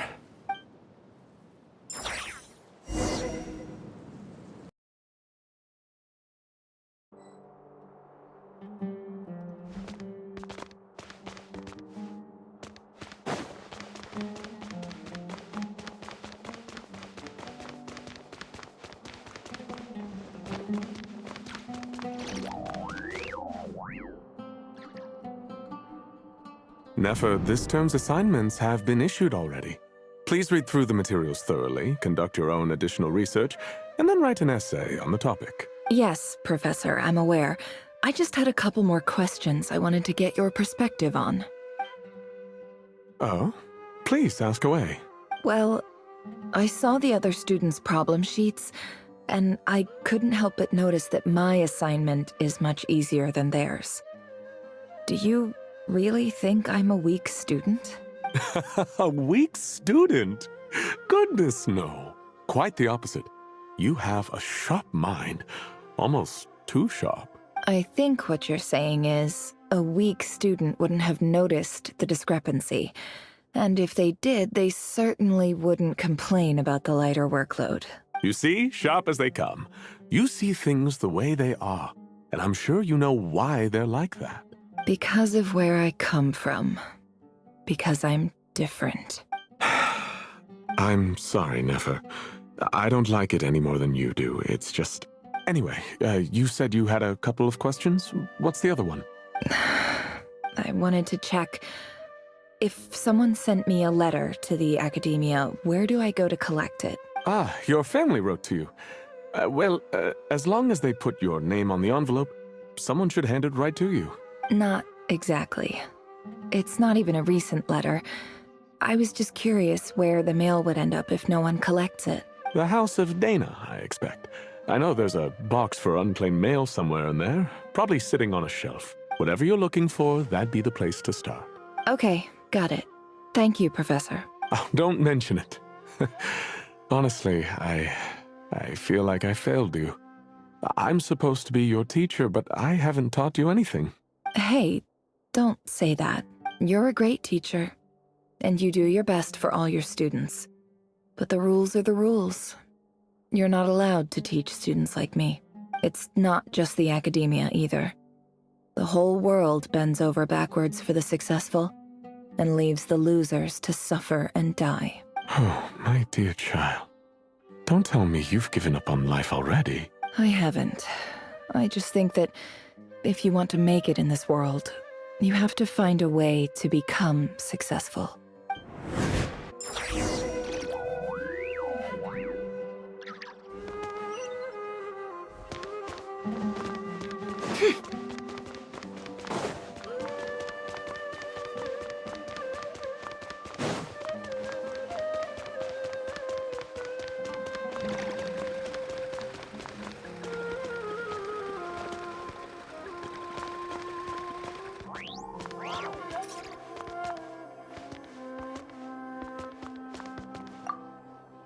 This must be it. A big cardboard box full of unclaimed mail. And probably some letters that ended up here by mistake, too. Let's take a look.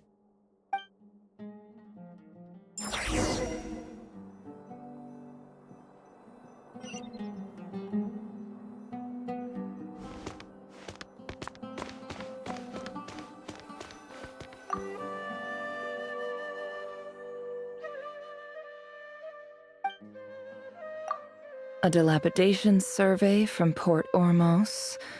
Looks like it's from a Core of 30 representative. What a strange thought. A bunch of mercs losing sleep over rundown buildings. This one was never even opened. I guess the recipient didn't care what the Core of 30 had to say about anything.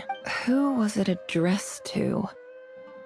I don't recognize the name, but it must have been a Ksharawar professor. This one is addressed to the Immorta Sage. The title is Changes Observed in Satyavada Life Symptoms. Why do all these letters read like full-blown dissertations? Guided by the incense, we became lost somewhere in the forest. All the barriers between levels of consciousness disappeared as our minds soared around in circles, looking for a branch to seek refuge on. In clinical terms, these symptoms fit the description of incense poisoning. The Immorta Darshan strictly prohibits the use of hallucinogenic substances, but I believe there are still people getting away with it. For example, my neighbor who always breaks out into song and dance after using incense. This seems like something the Academia would want to know about. Why wasn't it collected?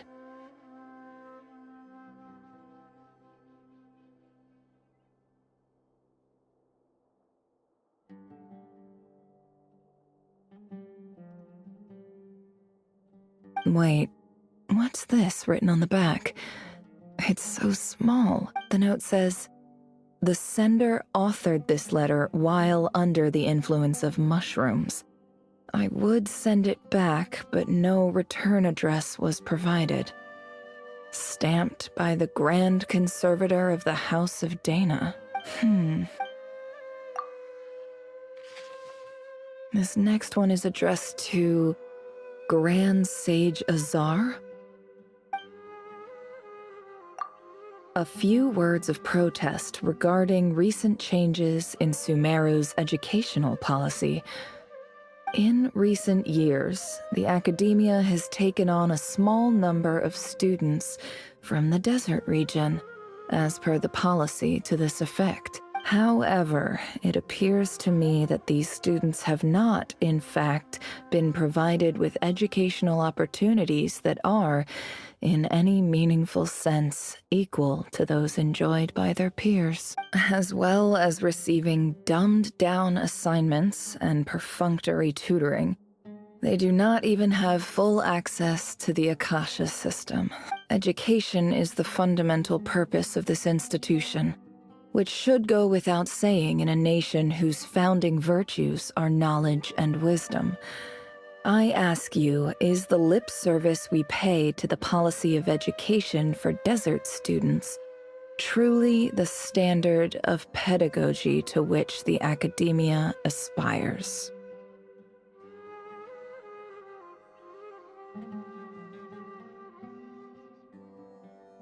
As Grand Sage, policy decisions are your prerogative, but do not forget your roots. You and I were once students too, as was everyone else in this institution.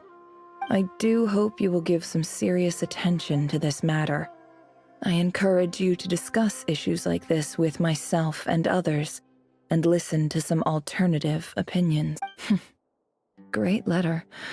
Shame it didn't get to where it needed to go. And the sender is... Huh? Sage Cyrus of Spontamod.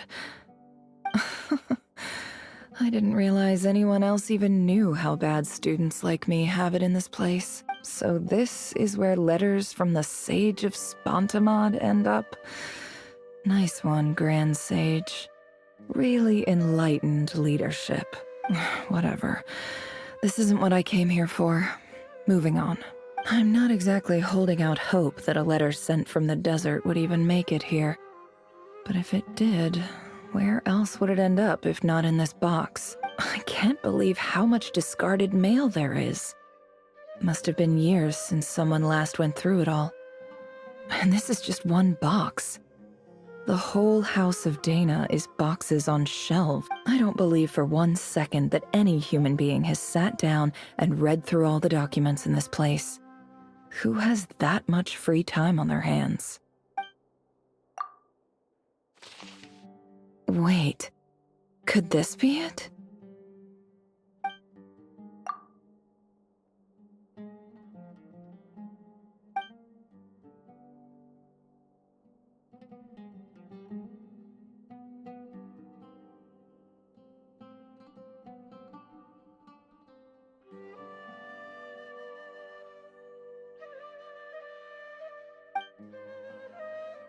Greetings, Halil.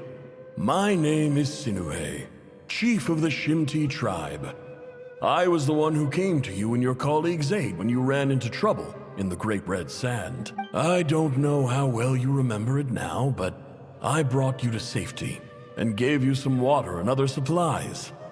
You seemed very pleased and told me your name. In my tribe, learning a person's true name is serious business. And I therefore see you all as friends. You were kind enough to leave your contact details, so we could stay in touch. The Shimti tribe lives a harsh, nomadic existence in the desert. You were sympathetic towards my plight, promising to make me a special ambassador of the academia and help us find a way to make a better living. This brings me to my reason for writing.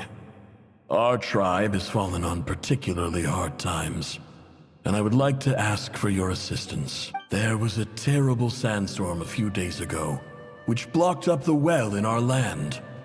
To ensure my people's survival, I had no choice but to venture into Iyab and Unut territory in search of an alternate water source.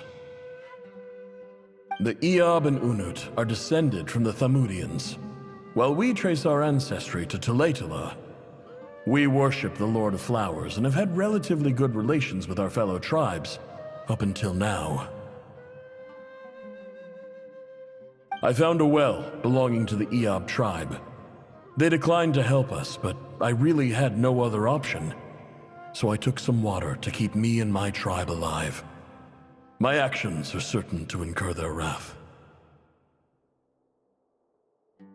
When we met, you assured me that you would be my ally in the academia. I would like to take you up on that offer, because I really need your help. I wonder if you could send an academia representative to meet with me. That aside, the last time you were here, you mentioned that the academia had started accepting students from the desert, and I told you a little about my daughter, Nefer. We have next to no resources here in the desert, and my power and influence are limited. Would you consider enrolling my daughter at the academia? She is a smart girl. I know she won't disappoint you. From the outset, the academia never took you seriously. Those things they promised were just empty words. I doubt they even remember the name Sinuhe. And you were so emphatic that your luck had finally changed for the better. You swore you'd lead us to a better place one day. You spoke with such conviction, like you were the most powerful chief in the whole desert. You liar. You lied about everything. You promised the world and delivered on none of it. And who fell for it? Just me, by the looks of it. Despite your best efforts. Which makes you a pathetic liar. You weren't even any good at it. I think I'll take over from here. Let me show you how it's done.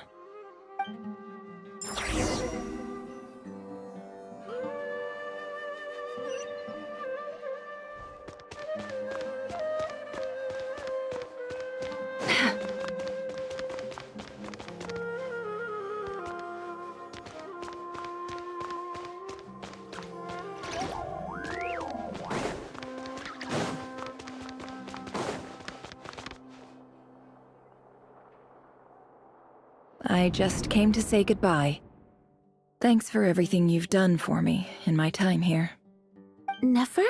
You packed your bags. Where are you going? I'm quitting. Something's come up in my hometown. Gonna head back and deal with it. Huh? But this was a hard-won opportunity for you. You know that better than I do.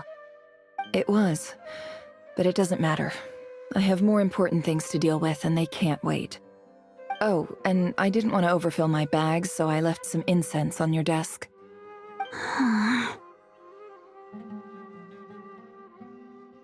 What's wrong? I thought you liked incense. Although, I did read somewhere in the House of Dana that it has hallucinogenic effects. Don't use it all at once, alright?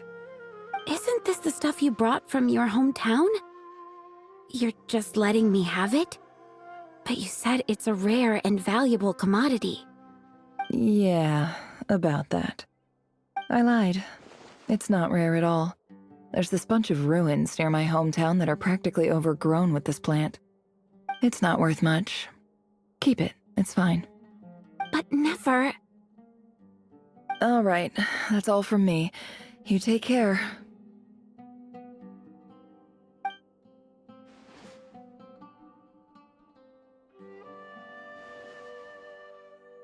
Don't forget me, okay? I mean, we're more than just classmates, right? We're friends. Yeah, I'll remember you. I lied again. That incense is worth a fortune, and it's a rare find even in those ruins. And as for remembering her, I have far too much to do when I get back. No time to reminisce. I'll be lucky if I even make it through this alive. But either way, I expect I'll forget you pretty quickly.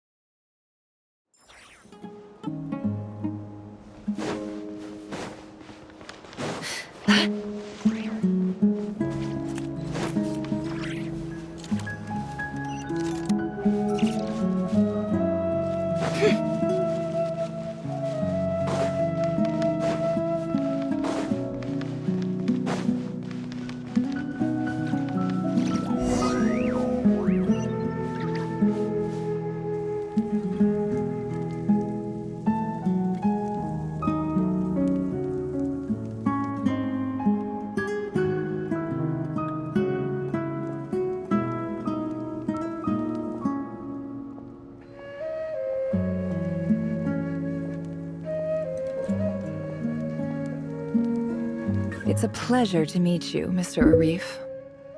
So, what does the Academia want? Since they've sent their special ambassador, I assume there's a big business deal to be made. If not, I'd be very disappointed. Please, sir, lower your blade. You're lucky I'm the one they sent. Not all special ambassadors share my admiration for the Iab people. The ever-shifting balance of power in the desert reduced the once great civilizations of this region to rubble and sand. But the story of the Iab has a very different trajectory.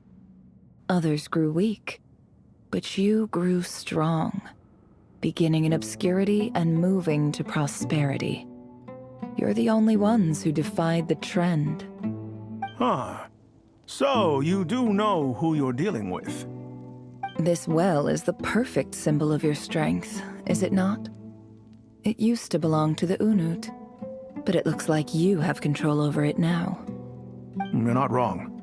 But I'm sure you didn't come all this way just to flatter us. Of course not. I came to bring you some very good news. Some information that recently came to light, which might just be your ticket to freedom. Records uncovered by the Vahumana Darshan show that a certain well currently under Iab control is built on top of some ancient ruins. These ruins are of great archaeological interest to the Academia. I checked the map carefully on my way over here, and I'm confident that this is the well in question. The Academia is offering 50 million mora in return for excavation rights. 50 million? No, wait. If these ruins are as important as you say, 50 million's a little low, don't you think? Don't get greedy, Iab. We know far more than you think. We know that you seized this well by force. Wasn't that the first step in your rise to power? To drive away the Unut and steal their water supply? So what if it was?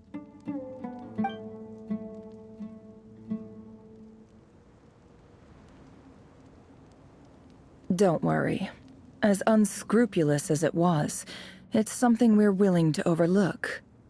The Academia is only interested in dealing with the de facto power holders in the region. I hope I am making myself clear. And I hope your words are the truth. If I find out the Academia is trying to play me, I'll hunt down every one of your people and make you watch as I cut their heads off one by one.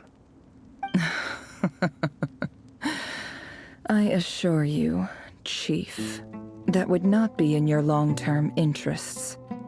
You don't want to make an enemy of the Academia. You see how I'm dressed, don't you? I appreciate that you've never been to the rainforest, but surely even you recognize an ambassador's attire when you see it. And what does a barbarian like you have to lose anyway? You really think the Sumeru Academia would bother to come all this way just to lie to you? We have more important things to worry about. All right, I take your point.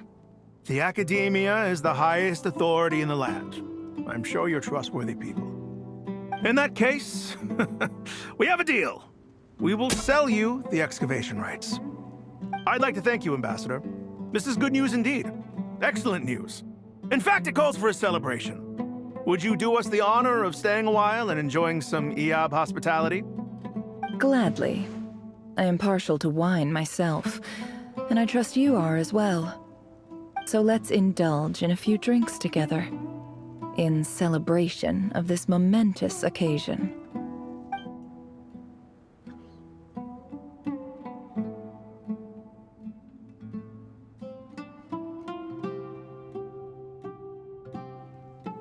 Chief! Chief, it's an emergency! It's the Unut. They've taken the well. What? Well, don't just stand there. Take it back. Yes, Chief. I have every confidence in the EAB's military superiority, and yet... Well, what is it? The Unut's response was alarmingly fast. The day after we reach a deal, they seize the well. This can't be a coincidence. Perhaps there is a traitor in your midst. I don't think so. I am obliged to remind you, Chief, that the Academia will only deal with the de facto power holders. If you cannot regain control over the well, I'm afraid you won't see a single mora of that 50 million. No! Please, Ambassador, just give me some time. I swear the Unut will not get away with this. That well is ours, and so is the mora. Glad to hear it. I will wait here for an update. If there is a traitor, I will find them. In the meantime, make yourself at home. I'll report back as soon as I have an update. Much obliged. Wow. All it took was a few words and I've got him wrapped around my finger. What an amazing feeling. So, in summary, Ambassador, the Academia would rather negotiate with our tribe instead of the EAB, yes? The EAB are ruthless murderers who don't listen to reason. And now they have the gall to interfere in our research projects in the desert region. So let me ask you, Chief, if you were the Academia, what would you do? Kill them all, of course. Precisely. The Academia does not tolerate those who stand in our way. The EAB have held back our academic pursuits for too long, and our patience is wearing thin.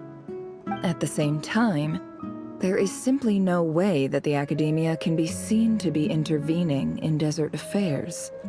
I'm sure you understand where I'm coming from. We have our own rules out here.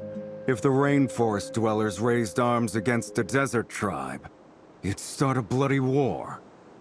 Right. We can't confront them ourselves, but we can support their enemies. The Unut have always had strained relations with the EAB, which makes you our natural allies. Natural allies? Weren't the EAB your allies once? You were quick to send them after us to protect your interests back when we stole that water. And now look at you. You're at each other's throats. Let me be clear. The Academia wishes to collaborate with the legally recognized rulers of the desert in this matter. We are asking for excavation rights to that well, and our offer is 50 million mora. Say no more. I believe we have an understanding. Good. Then I suggest you get to work. Get us access to that well, and the mora's yours. You see, Dad? Lying is easy when you know how. People will believe anything.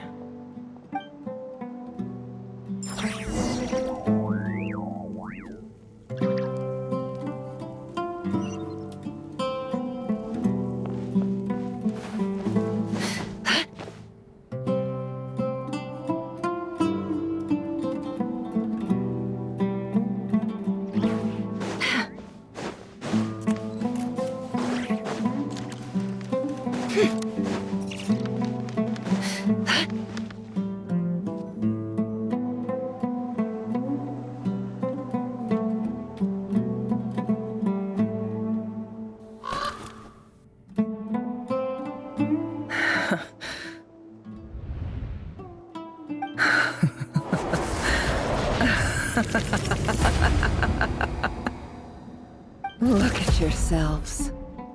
You may be vile, savage monsters, but your butchered bodies bleed like any others. You're no different. You're nothing special at all. The monsters who destroyed my home, they're just ordinary, petty human beings. What a joke.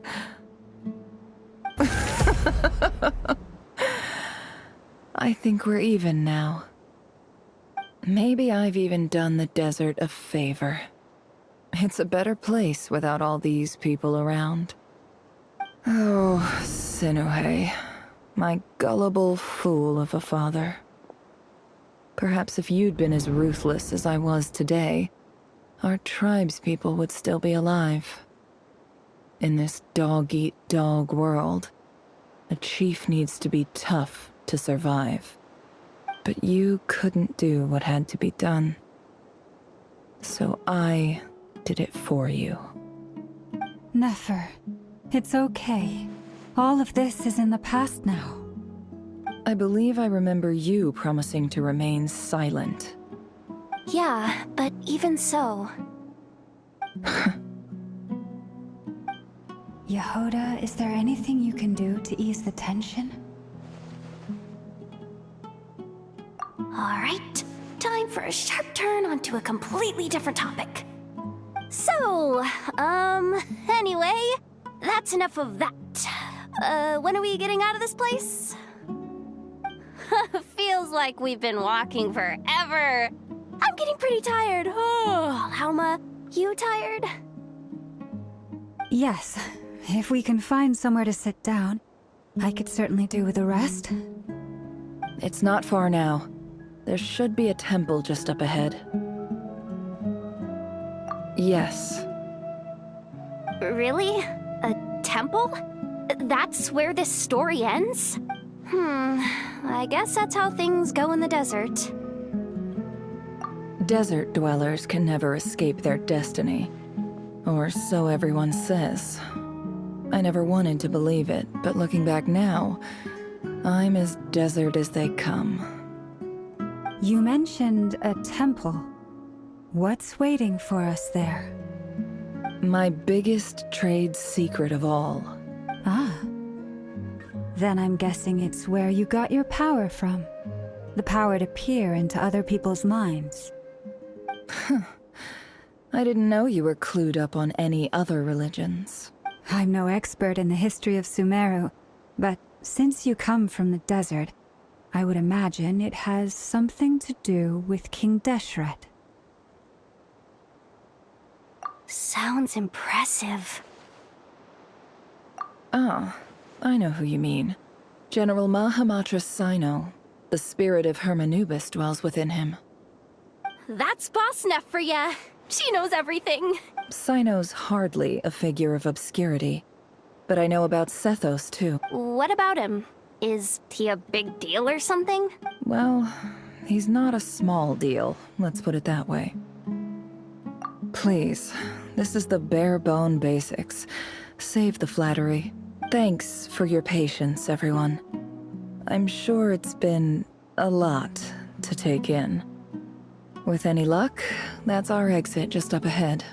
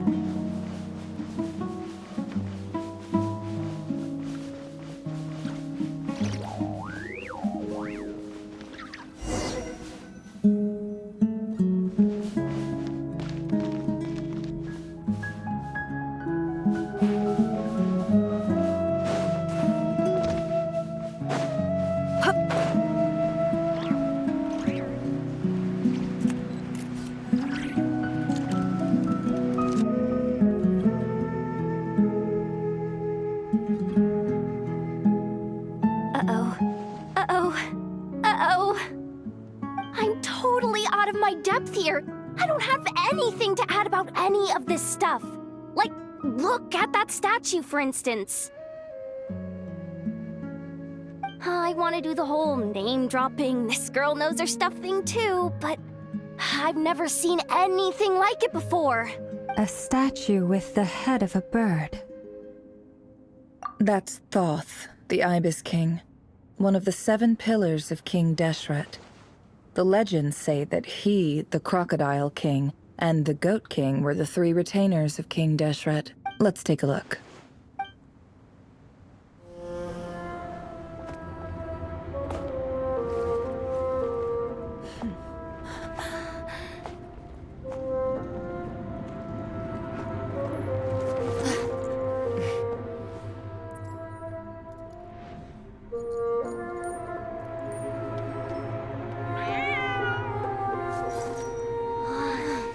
It's just Ashru. So, all is well?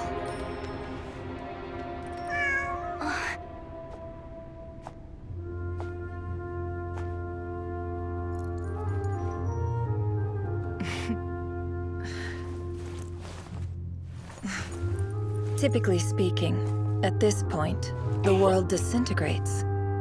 Then we find ourselves back in the outside world.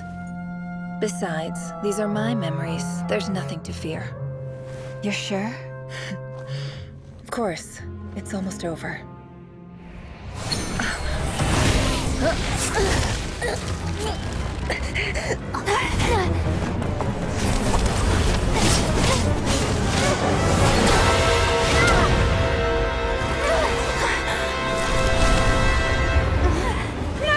Hold on!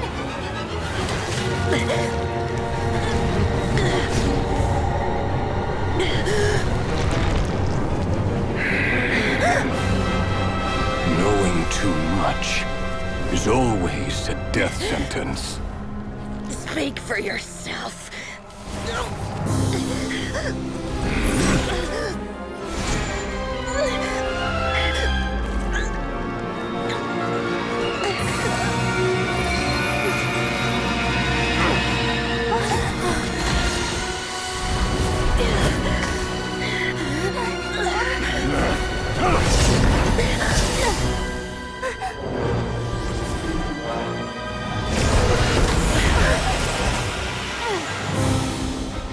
How repulsive.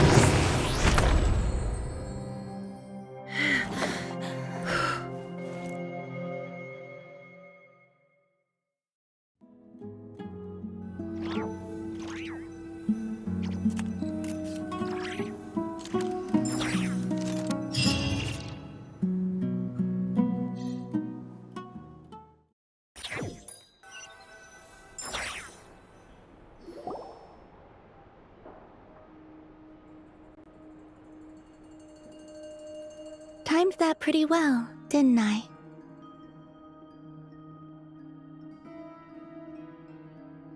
It's okay. I'm just glad no one was hurt.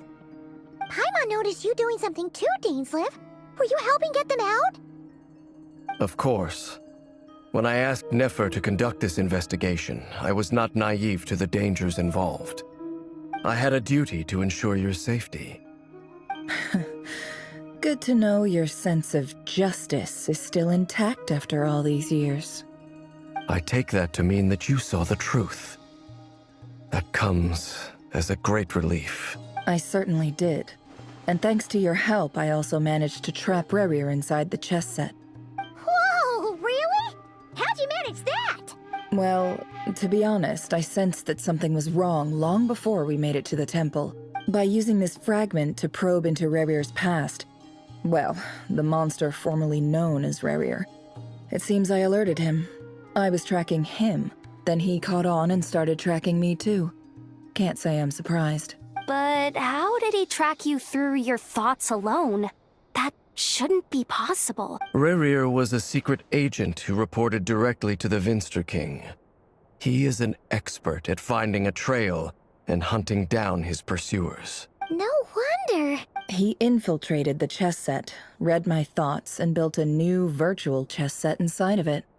That's why we weren't able to leave at first. Speaking of your chess set, it's quite a remarkable item. Would I be right in thinking you have some connection to King Deshret? You overestimate me. I only have a connection with one of his underlings, the Ibis King. You all saw how this came to be. A long time ago, the Iab massacred my tribe, the Shimti, in our home village. A few years later, I enrolled in the academia, where some new information came to light. The Unut and the Iab fought a bitter battle over the rights to a well, all for the sake of a non-existent 50 million mora. The Iab ultimately won that confrontation, but their victory came at the cost of almost every warrior in the tribe. The final blow to the Iab came at the victory feast, when an Unut assassin beheaded their chief right before my eyes. The remaining Iab fled and have been scattered to the winds ever since. Having gotten my revenge, I returned to my hometown, where to my surprise, the nearby temple was still standing. There it was, seemingly immune to the relentless hostility of the desert, while my tribal home lay in ruins. As I stood there gazing at the temple, I noticed a cat just outside. This cat, as it turned out, was home to the spirit of the Ibis King. He led me to a gate deep inside the temple, and there he made a deal with me. This chess set is my gift from the Ibis King. The chessboard within is made to the same specifications as the one in the mausoleum of King Deshret, and represents his power of piercing analysis. With this chessboard in its container, I gained a certain ability to perceive hidden secrets. Now, you could conclude that the Ibis King simply wanted to give the people of this world the power to seek the truth, but I don't believe that's the full story. Every god plays favorites. Their hearts are as fickle as any human's, full of secrets, perversions, egotistical tendencies. But precious few gods are willing to admit this. It is the same with all powerful forces, including fate itself. Their gaze falls preferentially upon a select few. As you rightly point out, this is an act of favoritism. If you're alluding to the Abyss, then yes, I agree. Gather the others. It's time to share everything I've learned.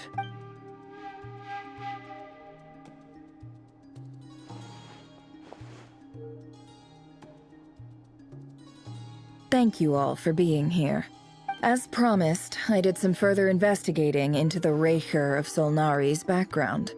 I am pleased to report that the investigation has been most fruitful indeed. The Reicher of Solnari, real name Rerir, was once a Khanrian subject who served the Vinster King. I will now share the important details of his story. Please save any questions or comments for the end.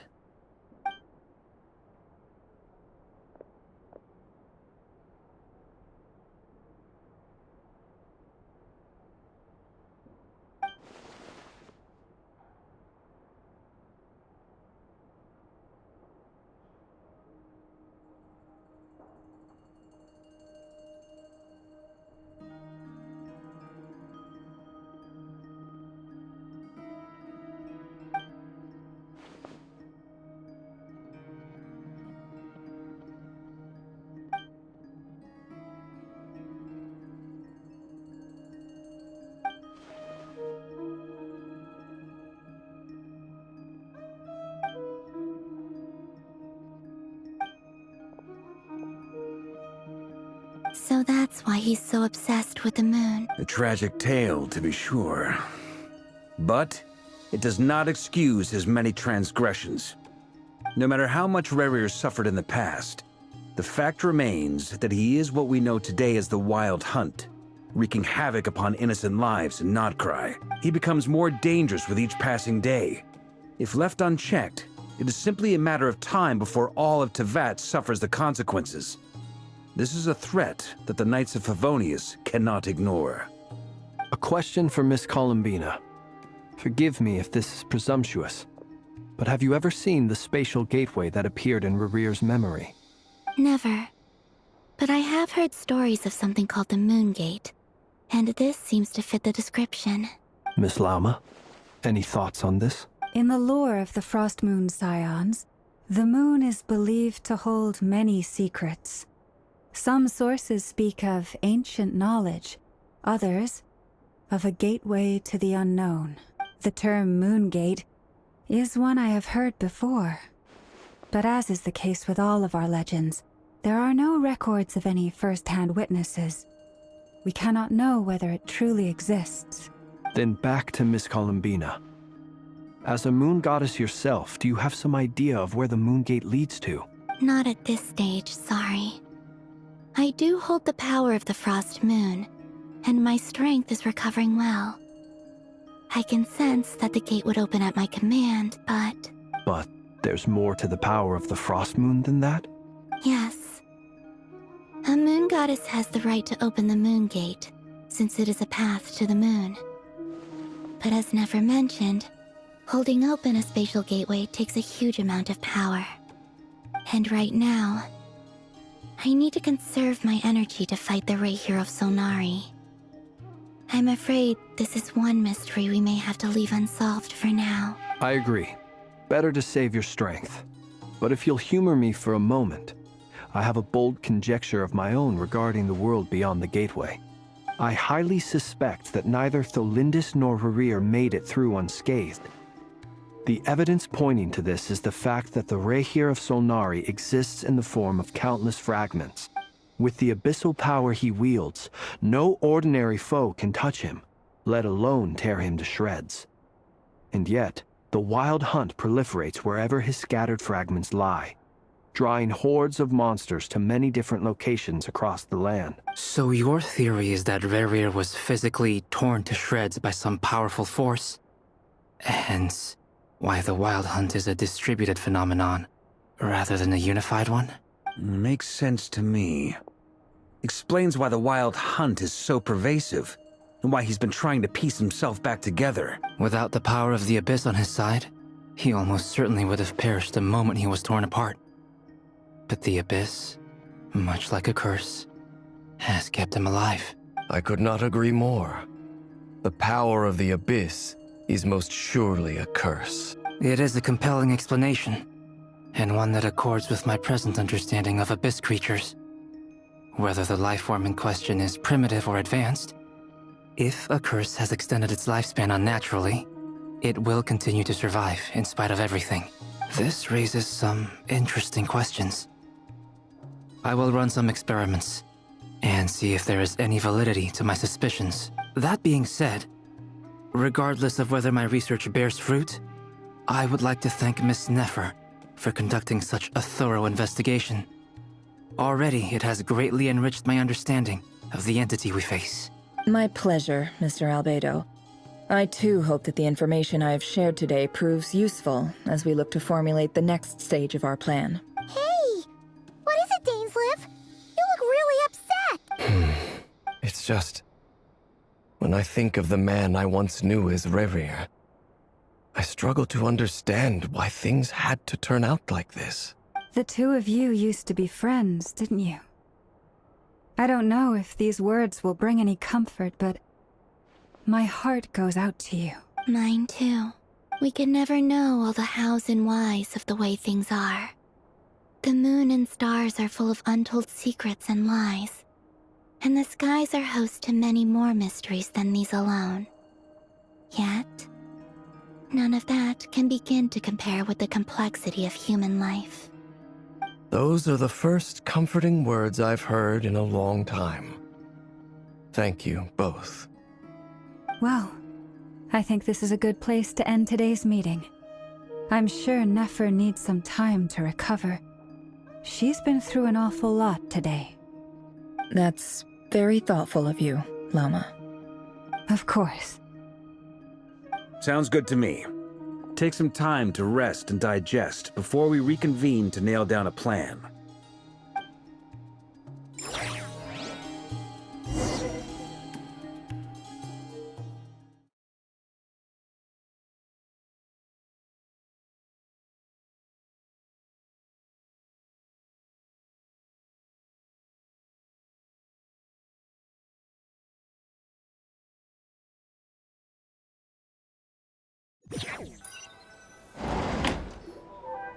Hey, is this a bad time? Hope I didn't kill the conversation.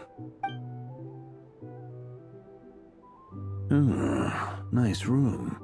Oh, I'm not coming in, though. Why not? It's just a hotel room. If it's all the same, I'll just stay out here. I might not look the part, but I'm technically a knight. Barging into people's private quarters isn't the kind of thing we do.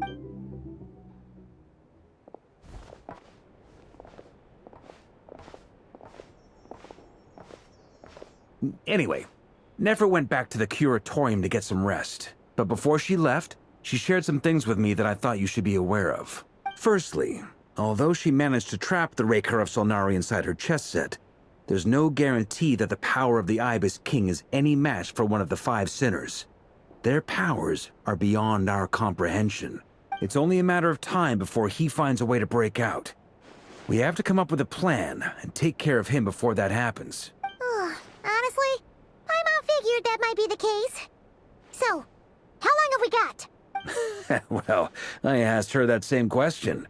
She talked for a long time, but for the most part, it seemed like she was trying to convince me how precious her chess set is. What a long and storied history it has. It felt like some kind of sales pitch, you know? The kind where you end up handing over Mora against your will? Anyway, after all that, she finally answered the question. 2 days, at most. 2 days? Holy moly! Can we even recruit enough help in that time? That remains to be seen. Which brings me to the second issue. Dainsleif is obviously conflicted about this whole thing. But given how little time we have, there's no way we can pull this off without his help. You have some history with him, right? Do you think maybe you could talk to him for us? Great. I appreciate it. All right, on to item 3. So, Albedo, Durin, and I put our heads together and came up with a plan. Can't promise it's gonna work yet, but at least it's a start. We figured we'd bounce the idea off you first. We'll explore it further once everyone's recovered. Oh, Paimon's dying to hear this. All right, so here's what we're thinking.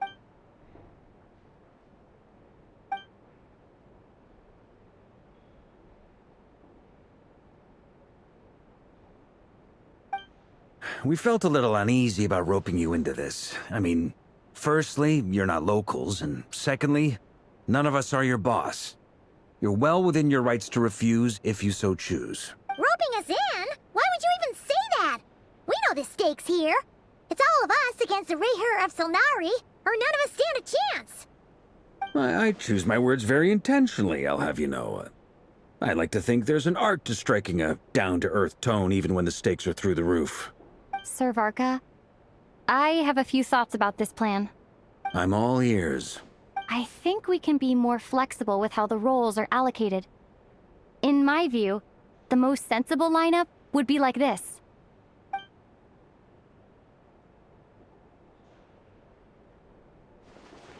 I see your point, yeah.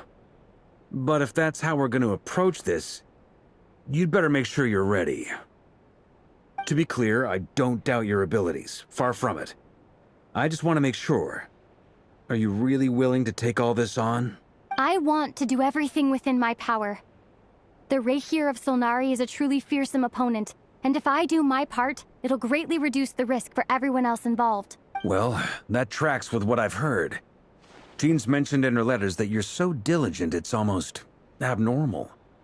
As in, most people weigh up the risks and rewards in situations like this. But you seem to just march towards danger without a moment's hesitation. Of course, everyone appreciates a fearless pioneer. But all that aside, I'm the Grand Master of the Knights of Favonius, and you're our honorary knight. I want to make sure your courage doesn't come at the expense of your safety. Thank you, Sir Varka. I should be the one thanking you. It means a lot to have you on board.